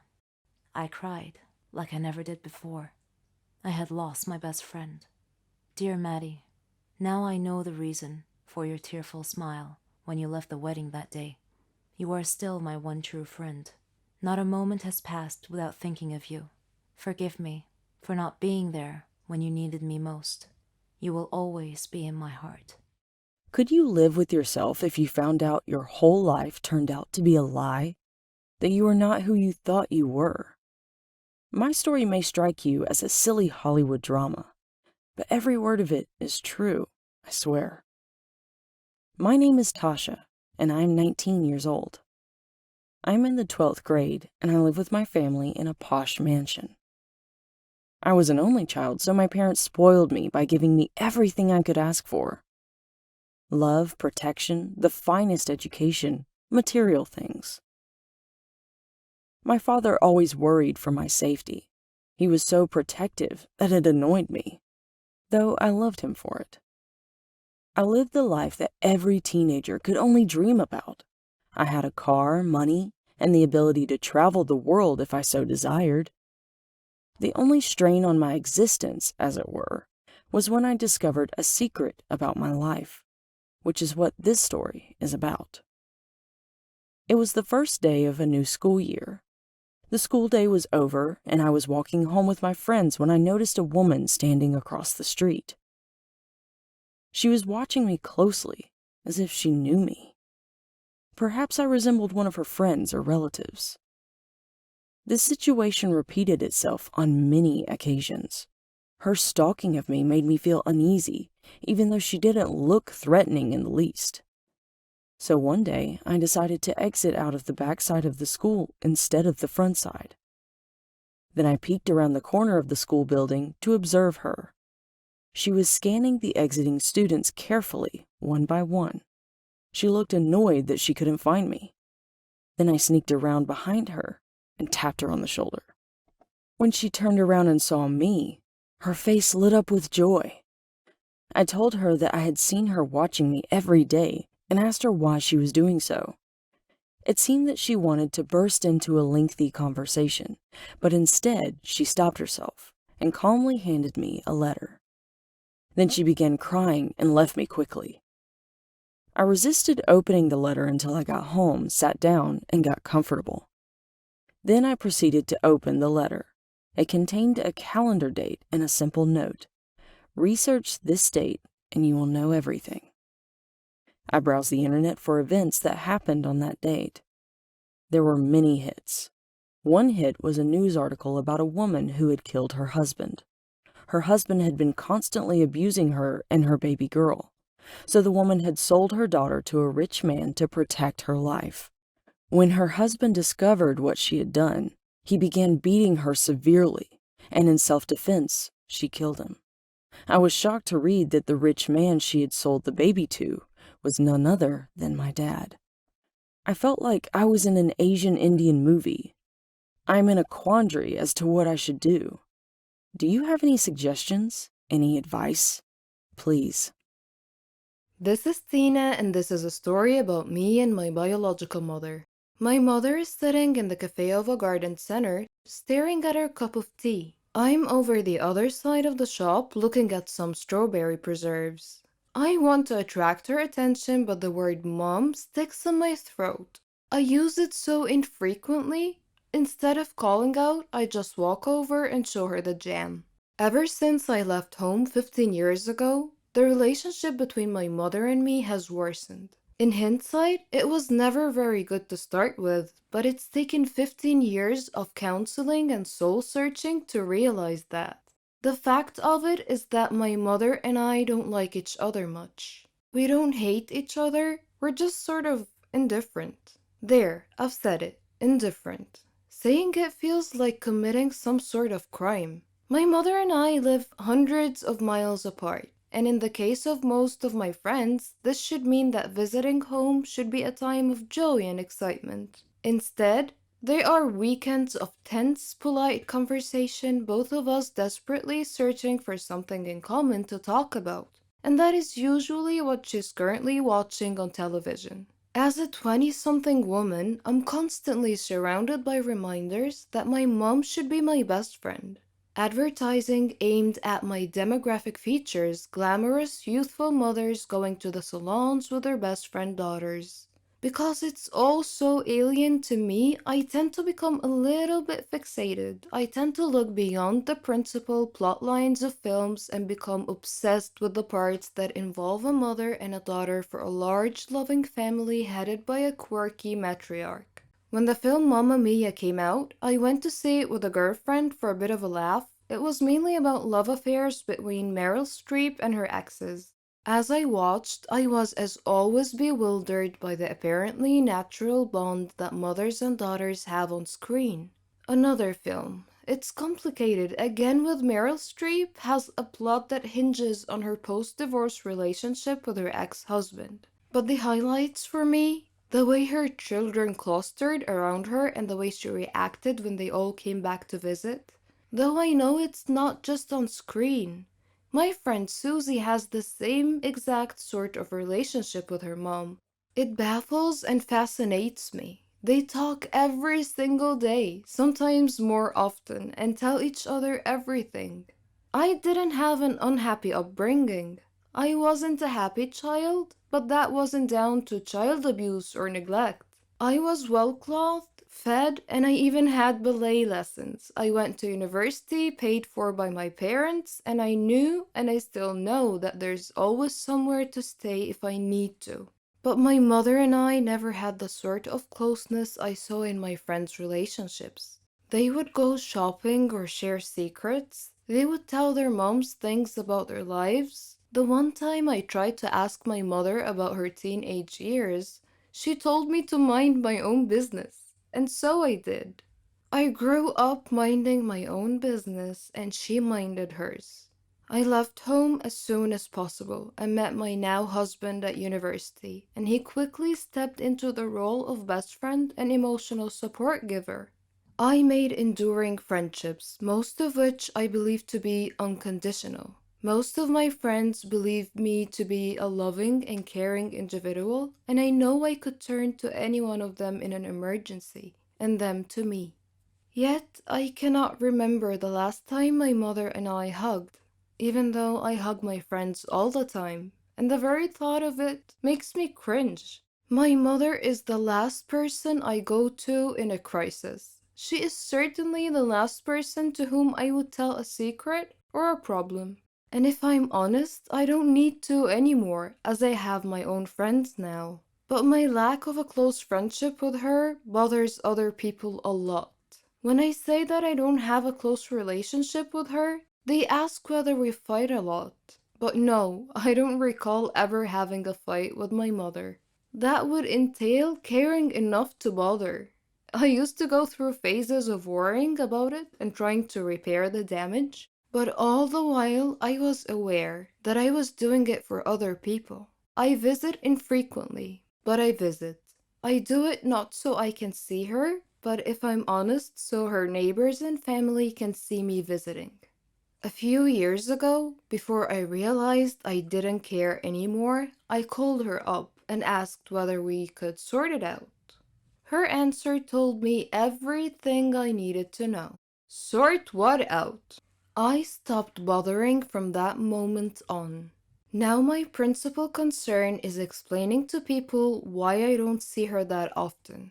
And I feel guilty for not really having a good enough reason. My parents weren't divorced. My father died a few years ago. There has been no huge family dispute. There's no big skeleton in anyone's cupboard, well, not mine anyway. I recently went to see a nurse for a routine appointment, and she asked a host of questions about my mother. Eventually, I had to confess that I didn't know half the answers. She asked whether I could find out. My heart sank as I imagined having to give away a detail of my life, such as why I was going to the nurse, to my own mother. Mother's Day is a nightmare. Trying to find a card that doesn't say my mother is my best friend or the best mother in the world or my heroine is not easy, let me tell you. Others try to fix it for me. Why don't you book a spa weekend for your mom? The very thought of my mother agreeing to or enjoying something like that is just laughable. Or they ask, why don't you go for counseling? This would be all well and good if she would ever condone the idea, but it implies a relationship that needs to be mended. Why does it need to be fixed at all? Were my mother a woman I had met on a train and chatted to for half an hour, she would be one of the last people in the world I would want to talk to for a further half hour. If she wasn't my mother, she would be someone I groaned about having to spend any time with. I simply grew up and discovered that I didn't like my mother as a human being. She's not like me. She's self-obsessed, not interested in others, thoughtless, and incapable of genuine warmth.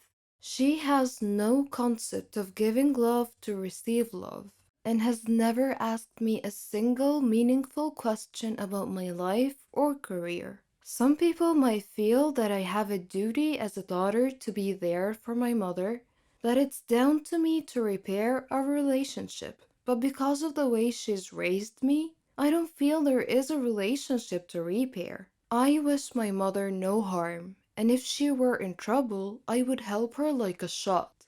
But I would also be there for any of my neighbors and the old man who swears at people from the bus stop across the road. I am Matthew, 21 years old, and I must tell you something. I am a madman. I need treatment. But what kind of treatment is there for my kind of madness?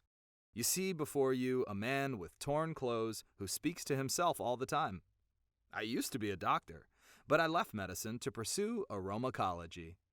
In case you were wondering, aromacology is the study of fragrances, such as scents of flowers and how they affect people. Let me tell you my story.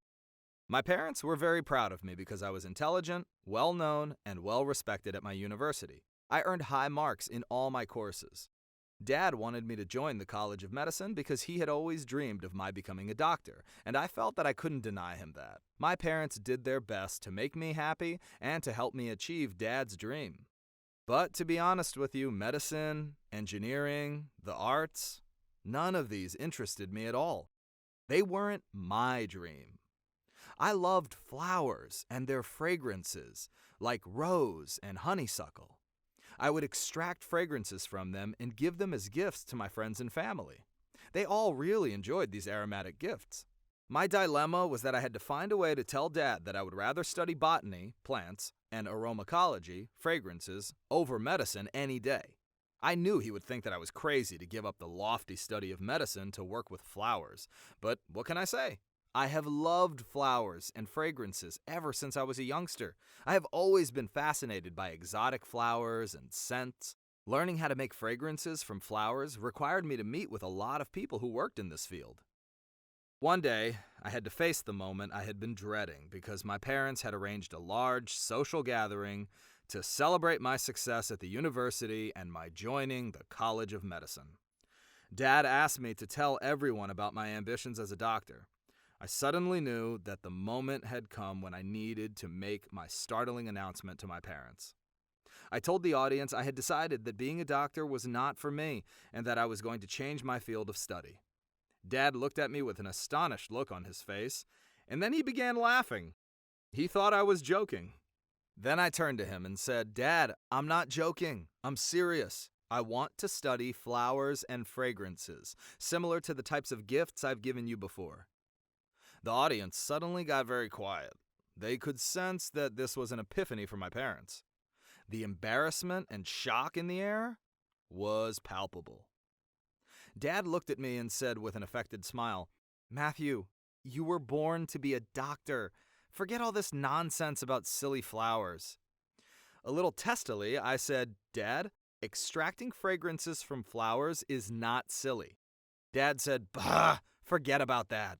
The party spirit was somewhat subdued after this testy exchange. Regardless, in deference to Dad, I began studying medicine, but most of my energy and attention was directed towards flowers and their fragrances. Sometimes I would spend time with my medical friends, and sometimes with my aromacology friends that I had met earlier. I spent my first year in medical college earning high marks as usual, but I had no passion for it. It neither excited nor interested me. There came a day when I had had my fill of medical studies and just couldn't take it anymore. So I decided to leave the College of Medicine to pursue my true passion, flowers and fragrances. When I told Dad of my decision, he was very upset, cursing at me and accusing me of being mad, insane, crazy. I repeated that I had zero interest in medicine and stated that the true madness was sticking with a field that I really didn't like at all. I moved away from home and stayed with a friend for a while before finally renting and moving into a small apartment. I faced a lot of obstacles in the beginning, but I didn't give up. I set up an arboretum by planting some flowers and nurturing them. I was working on a rare kind of fragrance extracted from a variety of flowers. I had to travel to obtain these specimens. My product fragrances weren't successful at first, but I persisted. Initially, I offered my fragrance products to various factories, but all refused my offer. So I continued in my studies. I worked in many different places. In the evenings, I would spend all my free time doing my experiments. Over time, I grew more proficient in producing unique fragrances. Then one day, I received a phone call from a famous factory. The factory owner told me that he might be interested in working with me, so I sent him some samples of my work, and they delighted him. And I was delighted that he was delighted. Thus began the lucrative stage of my new endeavor. I started earning a decent income and achieved a modicum of success in the end. After a while, I called Dad and asked him to forgive me, and he did, finally realizing that my passions were not necessarily his passions, and that I must pursue what I enjoyed the most. I have my own factory now. I achieved my dream in the end. My advice to you, the readers, is never to give up when pursuing your dreams. With persistence, you will be successful one day. So what do you think? Was I a madman to give up medicine for aromatology? Was I a madman to give up medicine for aromatology? I confess that I love money and fame. People envy me for it, or they did. I've been a prima donna since the day I was born. All girls dreamt of being me. My father helped my brother and I achieve all our dreams. But there was one fly in the ointment, and this is my story. My name is Amelia. I'm 17 years old. My father's a businessman. My mother came from a rich family, so we were quite wealthy, rolling in dough, one might say. My brother Arthur was handsome, older than me. He went to flight school. We lived a good life without a care in the world. We had everything: cell phones, clothes, cars, servants, opportunities to travel the globe. We wanted for nothing. The most important thing was our happiness. And so my story starts at the villa where I lived with my family. My father employed many servants to attend to our every need. Martha was our head servant. She was in her 40s, funny, smart. Arthur and I loved her. Oddly, we didn't view her as a servant because she took such good care of us. Mother didn't seem to like her for some reason and was always mistreating her. Father, however, adored Martha. Once I left my iPod in the garden, and I was going to get it. On my way to the garden, I passed by Father's office, so I decided to go and talk to him. He was at his desk, and Martha was standing next to him, crying. I figured it was because Mother had mistreated her again. Father saw me standing there, and he asked me why I was still awake, and I told him about my iPod. I didn't think much of it at the time. As time passed, Mother and Martha's disputes became more frequent every day. Father wasn't home a lot, but whenever he came home, he would always ask about Martha first. One time, when this happened, I noticed that Mother glared at Father. I couldn't understand why. Father was often away traveling for long periods of time. One of those times, I noticed that Martha was always tired because Mother was making her work very hard. Mother never let her relax. One day, after midnight, I went to Martha's room to check on her, and I was shocked to see that she looked different than I remembered. I asked if she was pregnant, and she said that she was, but that I shouldn't tell anyone, otherwise she'd get fired. I didn't understand why my parents would fire her for being pregnant.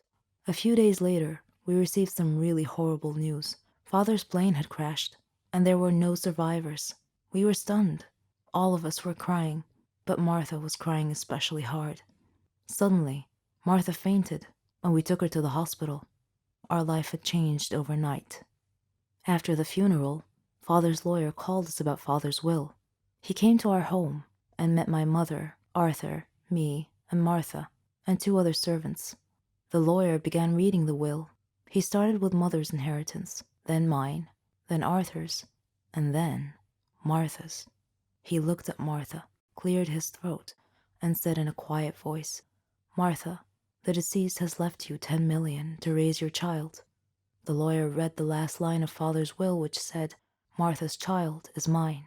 We all gasped, but Mother suddenly lost it. Enraged, she attacked Martha as the lawyer pulled Mother away from her. Arthur was holding his head in his hands, and I was shocked. I said to Martha, "How dare you? How dare you do this to us? This is our money. You don't deserve any of it." Then I spoke to the lawyer. "Please tell me this isn't true." He replied helplessly, "Unfortunately, it is." Arthur was glaring at Martha, and he said coldly, "Martha, you are going to die." Martha looked very frightened upon hearing this. That night, the other servants helped Martha sneak out of the house. Arthur came to my room that same night and told me that we had to kill Martha. He said he knew where she was, and that her 10 million belonged to us. At first, I was hesitant to get involved. I mean, that was murder, but in the end, I reluctantly agreed to help him. The next day, we made a call and hired a hitman to rid us of that disaster. Later, we received a call from him. He said that Martha was no longer a problem. We smirked in victory. A few days later, the lawyer came by again. Before he could tell us why he came, we beheld a miracle. Our recently said to be deceased father was walking behind him with a servant holding a child. Arthur and I stared at him in disbelief and shock. Then we looked at each other. Arthur's face had gone pale white as all the blood drained from his face. Father was livid, and said to us in an accusing manner, "The moment you thought I was dead, and that I left an inheritance for Martha, you immediately arranged to have her killed. I suspected you'd try something like this. It was pure luck that I got back when I did. I missed my flight that day, otherwise I would have been dead now. So fortunately I came back early enough for Martha to call me and tell me about your death threat. When I arrived at Martha's place, she was already dead, but I called 911, and they were able to save the child. Then I immediately called my lawyer to revise my will, to leave half of my inheritance to this child. I felt like I was in an endless nightmare. The police arrived and told us that the hired killer had been arrested and had confessed, and told the police that Arthur and I were the ones who hired him to kill Martha. As the policeman was handcuffing us to take us away, I thought about the irony, how Martha was dead, how her newborn baby had survived and was now the richest child in the country, how Arthur and I were going to jail, and how one small fly in the ointment had caused our ultimate fall from grace. I'm a 22-year-old college student and I live with my parents because I refuse to stay at a college dorm and waste my money on the rent, since my campus is in my city. With that being said, my parents have been together since 1985. For the 22 years that I've been living, I have never known my father to entertain other women while he's been married to my mom. He is the best father I could ever ask for. He spoils me and my siblings until this day. My older brother is 25 and my younger brother is 20. He has done and still does so much for my mom and her family. My mom has sickle cell and my dad has always been a rock for her. He's naturally a giving person and loves helping people. As a father, he's been near perfect. I thought even as a husband he was, until a few days ago. After a hectic day at my niece's christening, my mom noticed that my dad's other phone kept on vibrating. It was on silent and she asked me to take it off silent. My parents are both in their 50s, so they aren't tech savvy as us. Anyway, I did that and she noticed a bunch of calls from this one person with the same number. That person called again and my mom answered. It happened to be another woman on the line who said, "Hey," in a really friendly voice. Once she heard my mother answer, the girl hung up and wasn't returning any further calls. And that was the first red flag. So my mom goes downstairs to the kitchen and confronts my dad about it. And he's dumbfounded and tries to play stupid. And that was the second red flag. He stood there, just speechless. My mom asks who the woman was, and my dad just told her to give him the phone and said it's a former colleague from work. She then told my dad to call the number, and he refused. My mom questions why they're still in contact if it's a former colleague, and I don't remember what my dad said. However, I remember my dad deleting that lady's number off his phone and telling my mom that he did it because my mom kept trying to call the number. Either way, I'm not an expert in body language, but his reaction screamed guilty. I know how my dad reacts if he's been wronged, and he didn't act like that here. He just tried to defuse the situation and make my mother look crazy, like most lawyers do, as if it was helping him in any way. My dad goes off to say that he rarely uses that phone, but yet it was ringing several times, with a woman on the other line. Some men are so bad at lying. My mom even said that she's seen the same number calling my dad's other phone in the past, but my dad always dismissed it as a work colleague. Ever since then, he's been trying to butter me up and be super nice to me, as if I forgot what happened.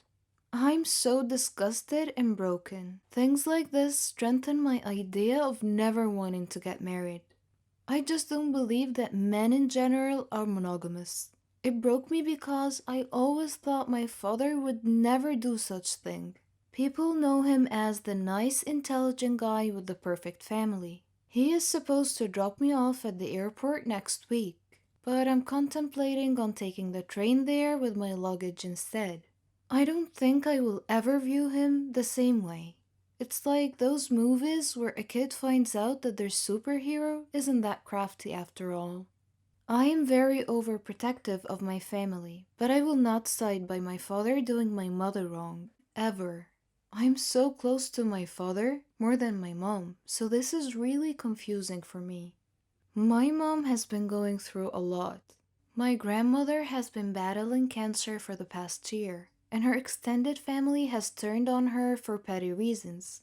And to think that my dad and his possible affair being another factor in my mom's pain makes me so angry. My dad knows what she's going through. Why are men like this? Don't get married if you don't see monogamy in the long run. It's that she told me that she can't sleep and wants to get to the bottom of this. She even said she will pull up at his workplace and ask the managers for the lady's address. That's how angry my mom was. I love my dad, but I don't think I will ever look at him the same again. I am addicted to food. I suffer a lot. I need help. I've tried to give up, but I fail every time. Hamburgers. Who can give up eating hamburgers, especially with barbecue sauce? I didn't mind this kind of addiction, but I'm getting ahead of myself. Let me begin by introducing myself. I am Patricia, 15 years old, living with my parents and my brother. I lead a quiet life. No interests, no hobbies, except for eating, that is. Food is my faithful friend. It never leaves me. It is my partner, my soulmate. But having food as your soulmate has insidious side effects. A dark side, if you will. It denies me a healthy life, robs me of the energy to play, and causes me to sleep excessively. I would much rather stay at home with a bag of potato chips than go out and exercise. My soulmate ultimately betrayed me, though, last Thanksgiving at my granny's home. She lives in a state nearby. Granny was a clever doctor, and an excellent cook at that. She could conjure up something really delicious. On that day, she had prepared barbecue turkey with nuts and other secret recipe ingredients. The taste was so great, as if it had descended from heaven itself. I felt like I was fighting a food war, and I had to win at all costs. I ate and ate and ate. I don't know why, but I just couldn't control myself. I attacked that turkey like it was the last on the planet. But every culinary war with a worthy adversary, such as the barbecued turkey, has its own unique type of casualties. Suddenly, I found myself unable to breathe. I fell to my knees and passed out. The turkey had won. I woke up later in the hospital, though, still clinging to an unfinished turkey leg. The doctor told me that I was gaining way too much weight. He said that I should be put on a diet. Diet? Man, how I hated that word. It hung over my head like the sword of Damocles. It meant depriving me of my passion, my reason for living. I considered eating vegetables in small amounts to be the worst form of cruel and unusual punishment, the worst form of torture imaginable. Imagine thinking of a wonderful, greasy, cheese-laden pizza with all the toppings and then suddenly opening your eyes to find a healthy green salad bowl. But I had reached a turning point in life. One day, my brother was playing on the street, while I was sitting at home gazing longingly at a tempting piece of cheesecake, just sitting there, taunting, daring me to eat it. I struggled mightily to resist the urge, but in the end I succumbed and wolfed it down like a starving animal. Shortly afterwards, I began feeling dizzy, but I was unable to call for help this time, and then I passed out again. I was taken to the hospital. While lying in the hospital bed, half conscious, I overheard the doctor say to someone, "She needs to stop eating or it will be the death of her." I thought to myself, whoa, death? So I made up my mind right then, right there. I resolved to fight a new war, a war against my appetite. On our way back home, I told my father that I wanted to see a nutritionist. He was delighted to hear that. Later, at the clinic, the doctor welcomed us in. She told me how to overcome my eating fetish. She gave me a strict diet regimen with a schedule full of healthy meals. I kept telling myself that winning this war was possible. I simply had to be patient and persevere. I stuck to the strict diet and did some physical workouts. My parents supported me wholeheartedly. I was enthusiastic. I can totally do this. A week passed quickly, and I eagerly visited the doctor to receive some good news. When the doctor weighed me and told me that my weight hadn't changed at all, I was crestfallen. She looked at me and asked me, how was this possible? I told her I didn't know, because I was following her diet thoroughly, though it did require a tremendous effort on my part. Another week passed, and again I went to the doctor. The results were the same. She said to me, Patricia, are you sure you're following the diet I prescribed for you? I said yes. She sat there wondering. Then she told me with a puzzled look on her face, it's odd, but your weight is increasing, not decreasing. This unexpected piece of news mystified me. Another week passed. No change. The doctor was nonplussed. I returned home with a dejected look on my face. My father asked me what was wrong. When I told him, he laughed. Do you believe that? My father actually laughed at my predicament. I was furious. He gestured an apology with his hand and then told me that it was my own fault. I was puzzled. What are you talking about? He told me that I had been sleepwalking to the refrigerator every night and eating everything in sight.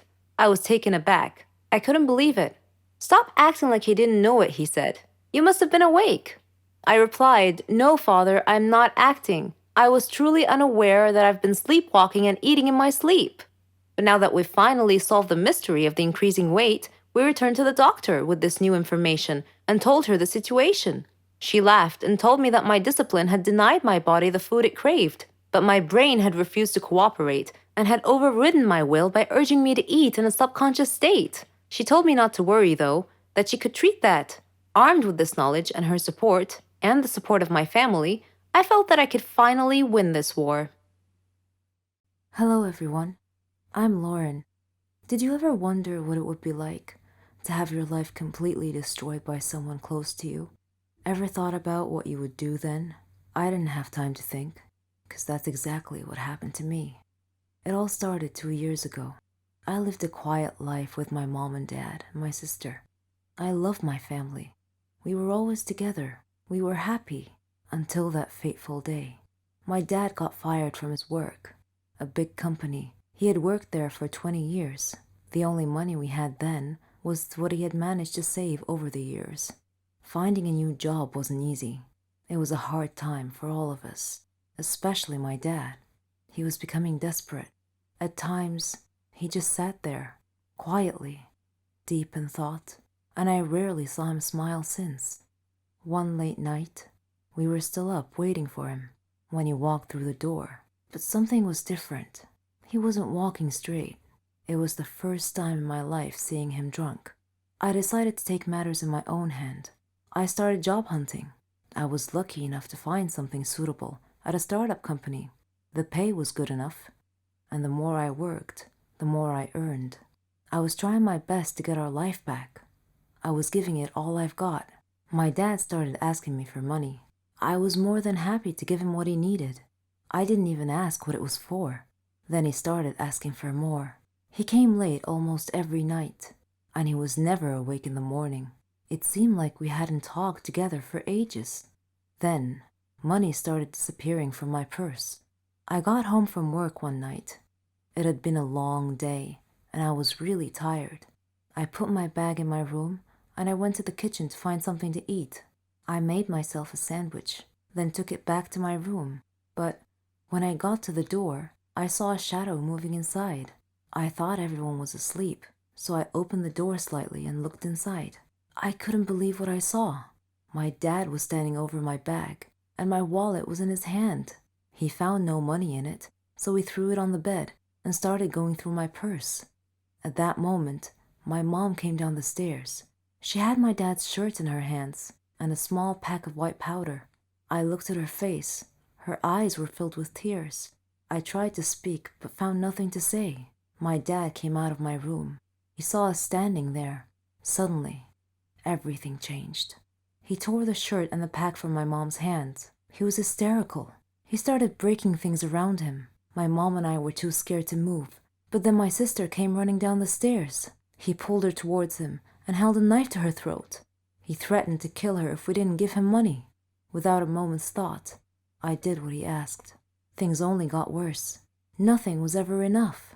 He asked for more and more money, and if I refused, he'd get violent, beating up anyone in his path. I couldn't stand by and watch, so I would just give him what he wanted, until I decided enough was enough. He barged down the stairs one evening and asked for all the money I've got. I told him we had expenses to pay, the rent, school fees, but none of it mattered to him. He asked me again for the money and threatened me if I didn't do what he asked. I refused. He hit me so hard that I crashed my head against the wall and fell to the floor, bleeding. Everything went dark. My mom took me to different hospitals, and I had to do a lot of checkups and tests, but all the doctors said the same thing, that this was it. I was sentenced to live my life in darkness, never to see the light again. Bumping my head against the wall was one of the reasons, but apparently my psychological state played a huge role in my recovery. The doctors suggested that I'd be taken to a psychiatrist. My dad felt sorry for what he had done to me. He quit the drugs and alcohol, tried to be proper, but it was because of him that I was in this state. I didn't know if I could ever find it in myself to forgive him. I was torn inside. He was my dad, but I couldn't forget what had happened. I stopped talking shortly after, and he left, disappearing from our lives. No one knew where he was or what he was doing. A year had passed, and he came home. He sounded good, kind of like how he was before. He's trying to make up for what he had done. But to me, nothing he does makes a difference anymore. I'm still in the dark. That's something I'm gonna have to live with my whole life. I can't change that. What do you think I should do? One of the best feelings in the world for any woman is being a mother. To have someone love you for who you are, for just being you, and expect nothing in return. You're the heroine of their story. You become everything they ever dreamed, and you'd give anything to see a smile on their face. I'm proud to say that I'm a mother to 50 kids. I know that's a lot, but let me tell you the story. I'm Susan, 20 years old. I come from a very rich family. My dad's Stefan Heiss, a very famous businessman. Yes, the owner of Heiss Cars Industry. My mom's Elena. She comes from a very rich family in Sweden. She married my dad and they built their life from scratch. I loved kids, ever since I was a kid. Sometimes I feel like they're walking cotton candy. Their laughs, their mischief. All the kids in our family loved me, and I loved them. Even my aunt said that I'd make a great mother someday. So did Henry. Henry was my childhood friend. We grew up together. We had the same interests, same hobbies. We even thought alike. We got married and started our life together. We were young, but our dreams were big. I was thrilled when I found out that I was pregnant, and Henry was so happy he couldn't believe it. He did everything he could to help me relax.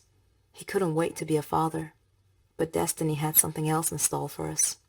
We had just arrived from Sweden. Henry had a problem at work. He was talking on the phone while driving at high speed on a dangerous road. I tried to tell him to watch the road, but it was too late. A truck came out of nowhere and pushed our car off the side. We fell into the lake, and we were unconscious. When I woke up, I found my mother and Henry's mother both looking at me, trying their best not to cry, and I soon found out why. In order to save my life, they put me through an operation. Not only have I lost my child, but I won't be able to have one ever again. Henry was also bruised, but my wounds ran way deeper. That was it, and I could never forgive him. If it weren't for him, none of this would have happened, I thought. None of it. I got a divorce later, after Henry tried over and over and over to fix the situation, to apologize, to ask for a second chance, but all I saw were empty words. There was no second chance. I tried to keep myself busy, find a way to invest my money and time, trying to get my mind off the accident. I decided to open up a toy store. I wanted to bring joy to all the children. One day, as I was standing in my store, I glimpsed a small boy standing out front, looking at a toy. The boy was alone, about 8 years old, but that wasn't all. His clothes were patched up and looked more like rags. His face and hands were dirty, and he just stood there, looking at the doll, daydreaming. I found myself walking out to him, but when he saw me coming, he ran away. A few days passed, and that boy's gaze was all I thought of. Then, one day, I found him outside the store again, looking at a different toy. I moved towards him slowly this time, till I was right beside him. Then I said, "Do you like it?" The boy freaked out and tried to run again, but I caught his arm this time and said, "Don't be afraid. I'm Susan." The boy looked at me, terrified, and I smiled. He started to relax. He told me his name was Billy, and that he was 7, and that he lives nearby. When I asked him about his parents, he said he never knew them, that he lived with Uncle Max. I asked him who Uncle Max was, but he cast his eyes down and was nervous all of a sudden. He looked a bit scared. I got curious, so I took him home with me, let him shower, and prepared a hot meal. I told him that I'd take him home after he'd eaten. I asked him about where he lived. He was quiet for a second. Then he said he had to go, that his brothers and sisters were waiting for him. I asked him how many he had. "Around 50, he said. I was shocked. He told me that they all lived in a big room with Uncle Max. "But how is this Uncle Max able to look after you all?" I asked curiously. But he got nervous again, and he insisted that he must leave, so I decided to take him there. Maybe it'll help clear some of the mystery, I thought. I drove, and Billy was guiding the way, until we got there. The place was a bit far from all the other houses. It looked more like a dump, with some sort of shack built on it. A man was standing in front of the door, holding a kid by the arm and beating him senseless. The boy was younger than Billy, and Billy was shaking next to me, mumbling to himself, "He's gonna hit me too. I'm so late." Then he turned to me and said, "Bye, Susan. You have to leave now, quickly." And then he ran towards the shack. I backed up the car and stood nearby to see what happens. The man hit him hard across the face, and I heard him say, "Where's the money you stole today, boy?" Billy turned out his empty pockets, and the man dragged him inside by the collar. I wanted to help, so I decided to call Henry, who was more than happy to answer my call. I told him what had happened, and he came to me. We approached the shack together slowly and looked through the window. A lot of children, ages from 3 to 7. The place was a real dump. The man was sitting at a table. It had food and drink. Billy was dragging a heavy sack on the floor, and another kid was carrying a cup to bring to the man, who snatched it out of the boy's hand. Then he got up and started waking the rest of the kids, telling them to get out there and bring him money, that they would face a real nightmare if they didn't. I wanted to barge in, but Henry stopped me. He called the police instead. The police came quickly, and they caught the man. Apparently, he kidnapped these children from parks and surrounding areas, so they could steal for him, and he would starve them and beat them. The police didn't know what to do with all the children, and I felt like this was my second chance. I told the police that I would build a home big enough, and I would take them all in, to give them the care and love that they deserve. And that is how I became a mother to 50 kids. These things could be considered blessings from God, especially if you are very successful in all aspects of your life. You should be very grateful and appreciate all these gifts, because if you take them for granted and then lose them, you will regret it deeply. Believe me, I know. And my story is how I know. My name is Chris. I am 39 years old and am a news presenter for a local TV channel. I grew up in a poor family. My dad was a low-paid laborer, and I had no desire to follow in his footsteps, so I decided to get a job in life as fast as possible to begin earning money early in life. I first worked as a grocery clerk in sales in a packaging plant. After that, I worked at a lot of different jobs, earning money to support my family and my studies. I earned good grades at my university in the Faculty of Mass Communications, so I would have a chance at getting my dream job of being a news presenter. And I succeeded.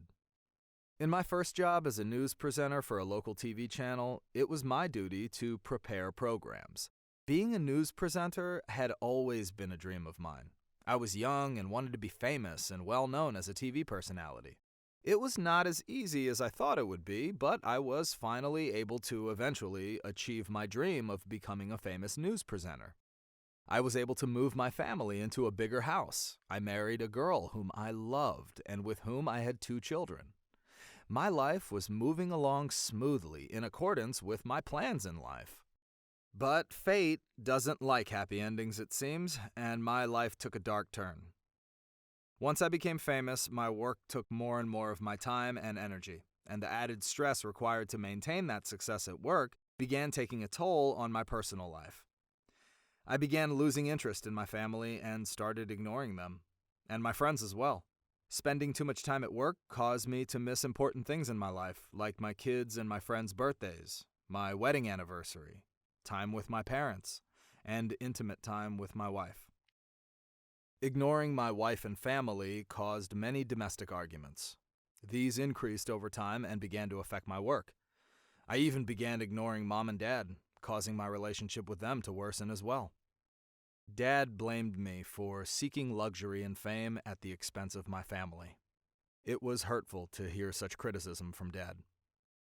Eventually, he and Mom decided to leave our new flat and return to the old one. My life was being turned upside down. I became so stressed out and irritable that friction with my wife and my kids caused my wife to threaten to leave me and take the kids with her. We ended up quarreling about this even, and I drove them away as well. Fame had improved my life up to a certain point, but was now destroying my life. As I saw it, I had two options: continue down this path and continue destroying my life, or accept that fate had given me a wake-up call, that I need to rethink my life and change course. Also at this time of deep contemplation, I began getting severe headaches, like migraine headaches that worsened day by day. A friend of mine recommended that I go see a doctor, so I took his advice. I went to a doctor who was quite well known, and he told me that I had a tumor in my brain. Woe is me. Was this downhill trend in my life ever going to stop? I guess not, because then he continued with more bad news. That I just had 30 days to live. I didn't know what to do. First, I called Dad. I knew that he was upset with me, as were my friends, wife, and kids. It seemed that I might be doomed to die alone. I began reminiscing about the good old days, when my nice home was filled with happiness and my children laughing, playing, and shouting. But now, it sat silent and empty. Having only 30 days to live, I felt that I needed to fix my life before it was too late. So I took action. I took a vacation from work and went to visit Mom and Dad.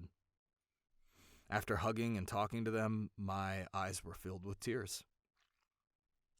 Learning what I had given up in pursuit of success tore at my heartstrings. They asked about my health, and I concealed my condition and told them I was quite well. I apologized for my past bad behavior and promised them that I would change for the better. Dad forgave me because he didn't want to see me so sad and miserable, so I was able to reconcile with both of them.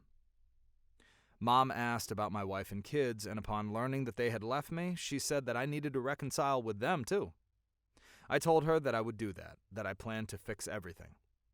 So I returned to our old home and was putting some flowers on the doorstep when my wife happened to open the door to find me there. I tearfully asked her to forgive me and to move back into our new home to live with me again. I promised them that making them happy would be my only purpose in life from that point forward. The strange thing is that I not only changed for the better, but I was even better than I was before things had gotten worse. I spent all my time with my parents, my family, and my friends. We met every week to gather fun and barbecue cookout parties. During my spiritual renaissance, my renewed enjoyment of life, my phone kept ringing a lot, but I figured it was just the doctor with more bad news, so I ignored it. Then one day, I gathered all the family together and told them the truth. That I was going to die very soon. It was a major shock to everyone. My wife fainted, and my parents and kids were all crying. Finally, I was ready to answer the numerous phone calls that had been coming in. They were from the lab. The lab technician informed me that they had mixed up my medical records with someone else's, and that person had died within the predicted 30 days. However, I was off the hook. They apologized profusely for their mistake and hung up. I was so ecstatic. If there's really a cloud 9, then I was there.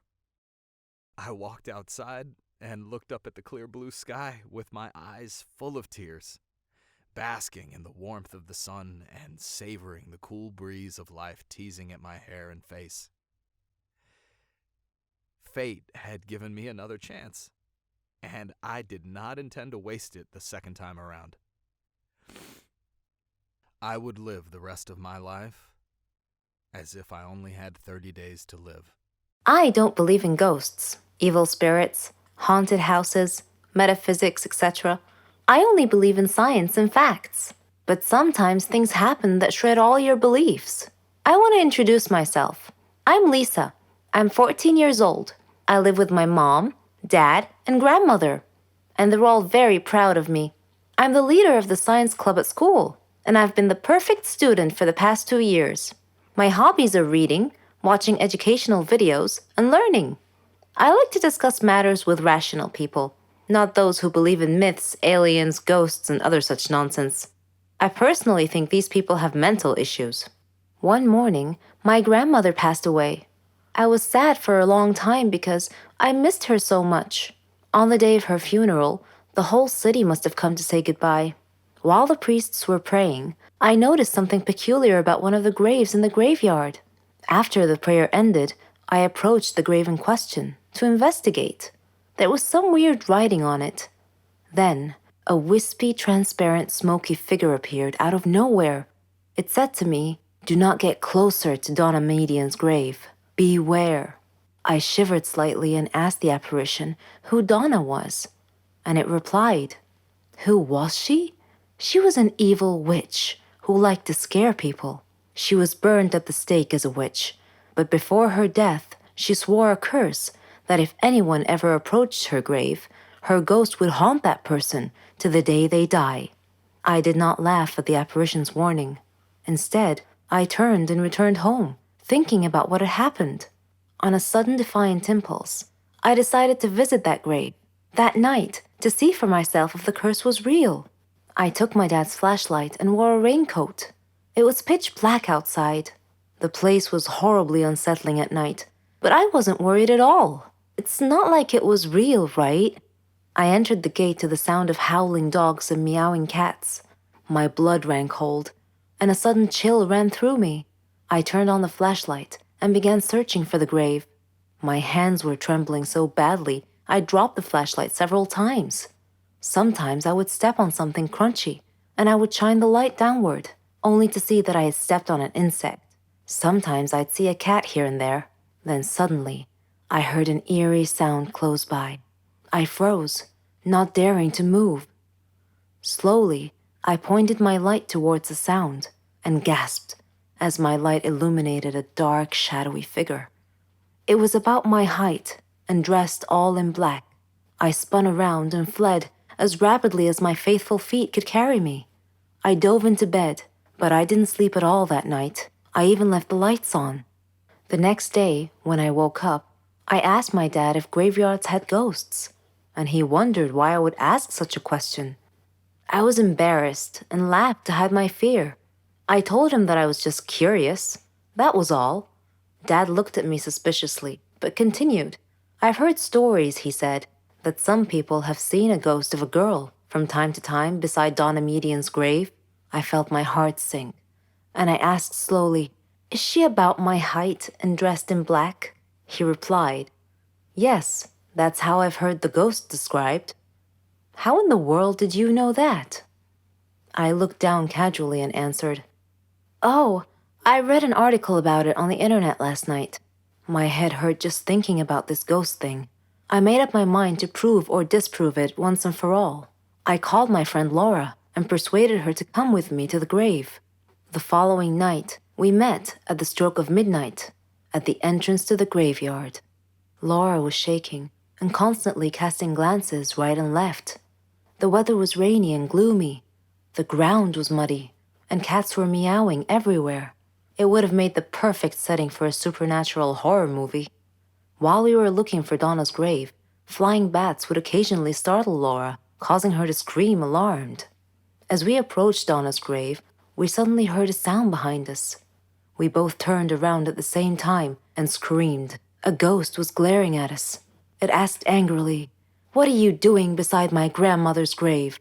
Wait a minute. Are you girls? She uncovered her face, revealing that she was just a girl, and a beautiful one at that. She told us that her name was Carmen and asked me to turn off the flashlight because it hurt her eyes. I did. Then I asked, "Who are you?" She replied, "I'm the 5th grandchild of Donna Median, the poor woman in this grave who has been wrongly accused." We both whispered back, "Wrongly accused?" She continued saying, "Yes, she was a victim of the Holocaust during World War II. Afterwards, she became a simple doctor who treated people who were afflicted with epilepsy. As usual, there are always some small-minded, superstitious people looking to make trouble for others. They accused her of being a witch because they considered epilepsy to be a disease caused by a demon's touch. I come here every day to put flowers on her grave. People have mistaken me for a ghost because I only come at night. I don't want people to know I'm related to someone they think to be a witch. I don't want to be shunned, scorned, or gossiped about." I tried to comfort her and calm her a little by saying, "Don't worry, Carmen. Your grandmother's spirit may be able to rest in peace if you tell people the truth now. We live in more modern times, and there's no need to worry. I won't tell anyone about you being the ghost. It'll be our little secret." Carmen laughed.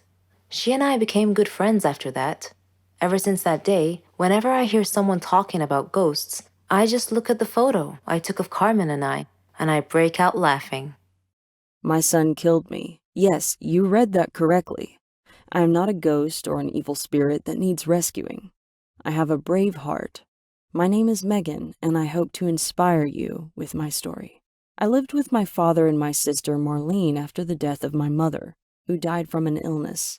Though I was only 18 years old, I became responsible for taking care of my whole family. I did everything for them, like cooking, cleaning, washing, etc. My father was a great man, and he did his best to make us happy. I supported both my sister and my father. We faced a lot of problems together, illnesses, financial problems, school, and the like. But there came a day when I had to make a life and death decision at my young, tender age. I fell in love, as any girl my age tends to do. My sweetheart turned out to be loved my neighbor, a guy named Dave. We had grown up together, and we shared everything. Love, sadness, jokes. Our dreams had evolved as we grew up too, so we decided to marry. He knew all about my life circumstances, so he chose a flat near my family for me. We had a nice party and celebrated with our families and friends. Every day, he proved himself to be a responsible man. He loved and respected me, and I him. Finishing my studies was one of my dreams, and Dave supported me in every way to achieve it. But my biggest dream was to have a baby. But sometimes life just isn't fair. One day, while cleaning the house, my heart began beating rapidly, and I couldn't breathe well. I was barely able to call out to Dave, who came immediately when he heard me cry for help. I had had this symptom before when I was younger, but I never told my father because I didn't want to worry him. Dave took me to the hospital, where a doctor said I had a serious heart condition.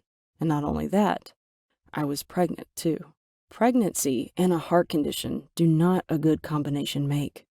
So we had to choose between the baby's life or mine. My father and Dave asked me to abort the baby, though they tried hard to persuade me. I resolutely refused. I agonized a lot during my pregnancy. My father and Dave were so worried for my safety. My father and Marlene left their flat to live with me. In addition, Dave cut back on his working hours to stay with me. The day came when I went into labor. They took me to the hospital, where the doctor checked me over and pronounced that my condition was so serious that I wouldn't be able to survive the childbirth. My family and I were shocked. I held Dave's hand and told him that I was strong enough to survive this. Dave hugged me, crying tears like a river. I was so afraid, but I did my best to hide that fact. I looked to my protruding belly and said to my baby, "I want you to know that I sacrificed myself for you. You had better grow up to be a great young man. I love you." Then the baby started pushing its way into this world. The scene fades to blackness. the baby is born. Suddenly, a year later, a birthday party is being held. The baby is now 1 year old. A woman is singing with the baby and her family. The woman looks at you and winks. Megan says, "Haha, fooled you. I lived through the childbirth. Sometimes life gives us a second chance, but you have to be willing to accept the risk." Hello, I'm Dahlia. Naturally, it's every girl or boy's dream to get employed after they graduate and start their practical life. And that's what happened to me. Right after I graduated, I found the perfect job. I was hired as a graphic designer. As you all know, on the first day of work, we want everything to be perfect. We get ready. We arrive there early just to show them that we're diligent and hardworking. So I got everything ready the day before it, just in case. My clothes were ironed, the colors matched, my shoes polished. It was all good. Though it was only 11 p.m. when I went to sleep. Thought I'd get a fresh start in the morning, but I wasn't sleepy at all. I'm used to staying up all night. So I got up and I started watching The Fault in Our Stars. A romantic movie was bound to make me fall asleep. The movie was over after I cried through it, and I didn't feel the tiniest bit sleepy. Anyway, I ended up sleeping at 6 a.m. after a long night, and I was supposed to wake up at 8 because my work started 10. When I opened my eyes, I checked the time. 9:30? Oh no! I flew off my bed, jumped in the shower, got dressed, and ran out the door. I took my car, but there were traffic jams everywhere. It was a half-hour drive to work, and the traffic wasn't moving. I lost all reason, yelling at people hysterically, telling them to move out of the way. Finally, they started moving. Oh, it's not over yet. What better to make things worse than a flat tire on the highway? And not a single person stopping to help. So, for the first time in my life, I'm changing my car's tire. Needless to say that the clothes I prepared for hours were all black and so messed up. But I hurried off to work anyway. I got there at noon. I wasn't really sure if I should go up. I mean, I'm 2 hours late on my first day. I stood there fretting. Is my first day going to be my last? I'm so late and I look like heck. I checked my bag and I found my makeup kit. It was worth a try. I took my bag and I ran to the door, asking where the bathroom was. I tried my best to make it work. I took off my jacket. Well, it was better than before. All I wanted was to go to work looking like a human. I went to the secretary and I told her I was supposed to start today. She went in to tell the manager I had arrived, and that was it. I heard screaming and shouting. Where does she think she is? How dare she show up 2 hours late on her first day of work? She's fired! Where is she? The door opened and he stormed out. So handsome, so elegant. His tie went perfectly with his suit, and he just stood there staring at me. Then quietly he said, "Please, come in." His secretary looked confused. We sat in the office for about 2 hours. Or was it 3? I lost track of time. I started work that day. Turns out he was my neighbor. So we started going to work together, meaning of course I wouldn't have to change the tires again. But my life started changing too, a little at a time, and my work was going great. Ian was a great boss, and I felt like it was the perfect place for me. 4 months later, Ian proposed. I can't tell you how happy I was. We got married and now we have 2 kids, a girl and a boy. We still work together, helping the company grow. My first day at work wasn't the perfect beginning, but it certainly led to the perfect ending. If there's anything I've learned, it's to do your best, even if it seems impossible. 7 years old can be a very critical age in a human's life. It's the year we graduate from first grade to second grade. It also may be the year when you first participate in a sport that will shape your future. But for me, it was the age when my parents decided they wanted to lead separate lives. I grew up like any average girl, attended a good preschool, participated in sports, and had good friends. My parents, as I recall, were always in a good mood with each other and shared the joy of raising their daughter together. I have few memories of the bad times my parents had argued. The worst memory I recall is lying in my bed one night when I was 7 years old and having my parents come into my room and my father saying, "Tanya, your mother and I are getting a divorce." My immediate reaction was a natural instinct for a young child, which was to blame myself. I often had more than one birthday party as a kid. This sounds cool, but it wasn't all it was cracked up to be. I'm a child of divorce. My childhood wasn't mine, it belonged to my parents. I lost myself in every effort to appease each side of my family.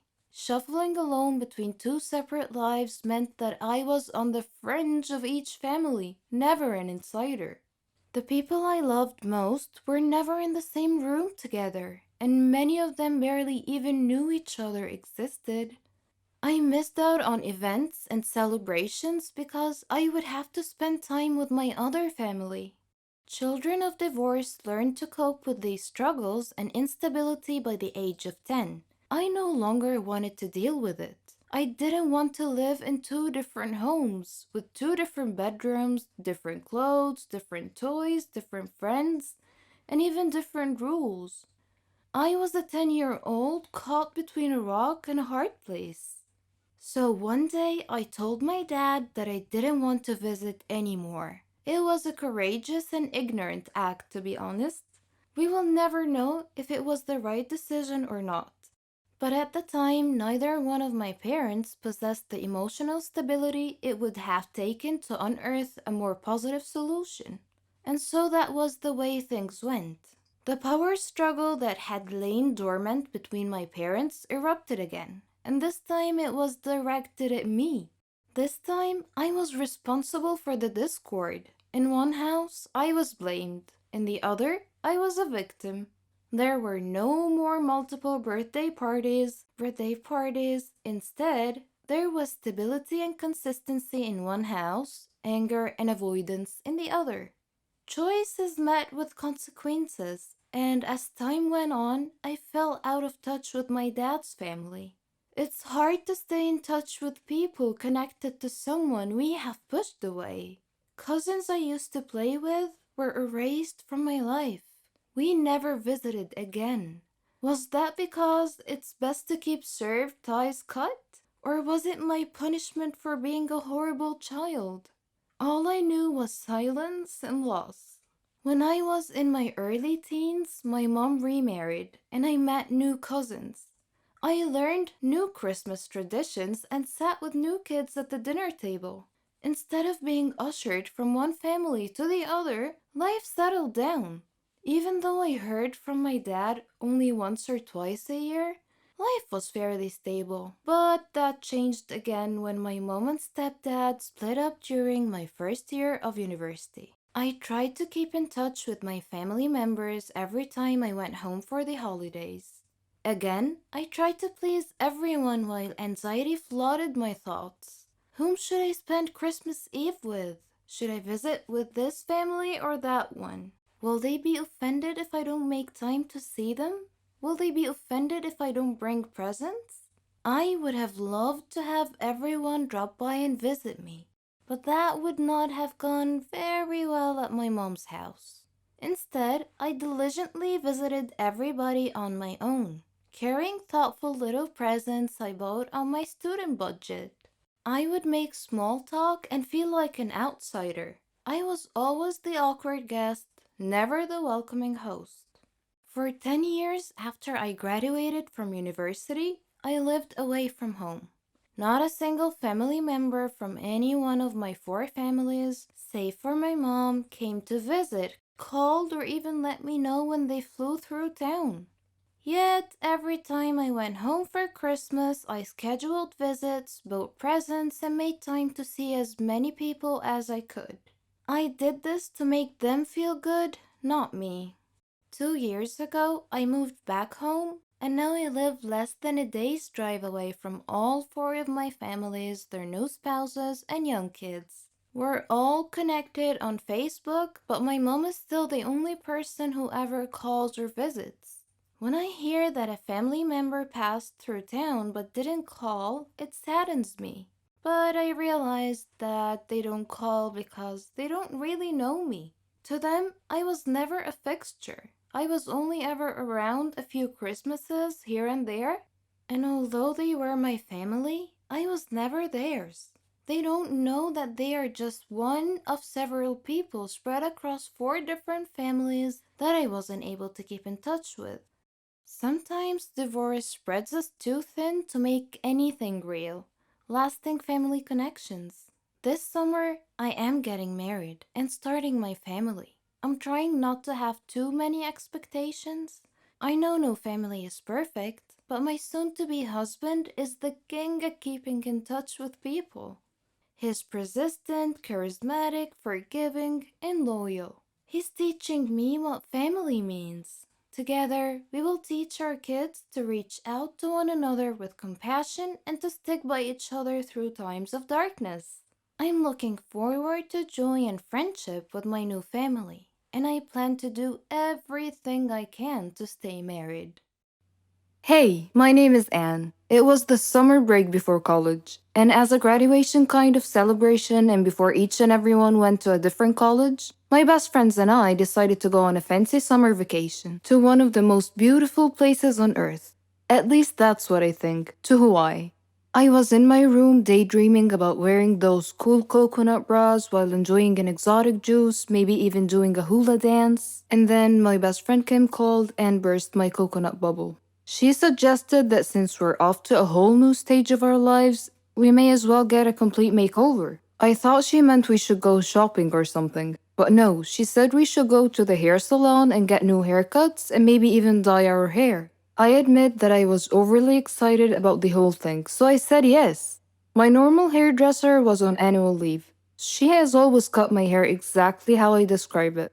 I love her. However, she has been gone for a while, and we couldn't wait any longer for a haircut, so I made an appointment with another hairdresser at the same salon. On a side note, Kim is blonde, while I'm a brunette. I know this info might not sound useful, but it will come in handy throughout the story. Kim and I drove to the hair salon. The place looked extra fancy, the kind of place you would trust. We went inside all giggly like we were 12. We were actually 18 at the time. Anyways, we were greeted by a really nice lady. That lady said that Kim should get highlights and I should go for the same, plus going blonde. I was skeptic, but who cares? It's summertime. The lady put bleach all over my head and went to do Kim's hair. So, after 15 minutes, my scalp started burning like crazy. So I called the nice lady and she said it was time to wash the bleach. As she was washing my head, her smiley face went poker. Chunks of my now orange hair were all over the sink. Kim looked at me and her eyes got as big as my head. The lady asked me not to freak out and that she could cover the bald spots with a really short haircut. So I showed her a picture of exactly how I wanted to look like. And so she started cutting my hair. So far, so good. Then she snips a huge section out of the front of my hair, saying that she was framing my face. At this point, it was too late to say anything. The haircut was just hideous. Not me at all, and especially not what I asked for. So I told her that I hated it. She felt really bad, and I started to tear up because it was seriously so ugly. And now that I was stuck with a really bad haircut, I tried to calm myself that maybe the color will turn out okay. And then she put the dye on my hair, and it turned my hair green. The only solution now was to become a redhead, and that was just a no for me. I don't have the complexion of a redhead. Our boyfriends were actually going to pick us up from the salon, and just imagining the look on Nick's face made me cry and laugh at the same time. Rachel played it really cool, and even her highlights did not go so well. But that incident was just one of a kind. I ended up with the weirdest hair color ever. It was like I was half mermaid, half dragon. This did not stop us from enjoying our summer break, though. It was actually a good source of jokes for a long, long time.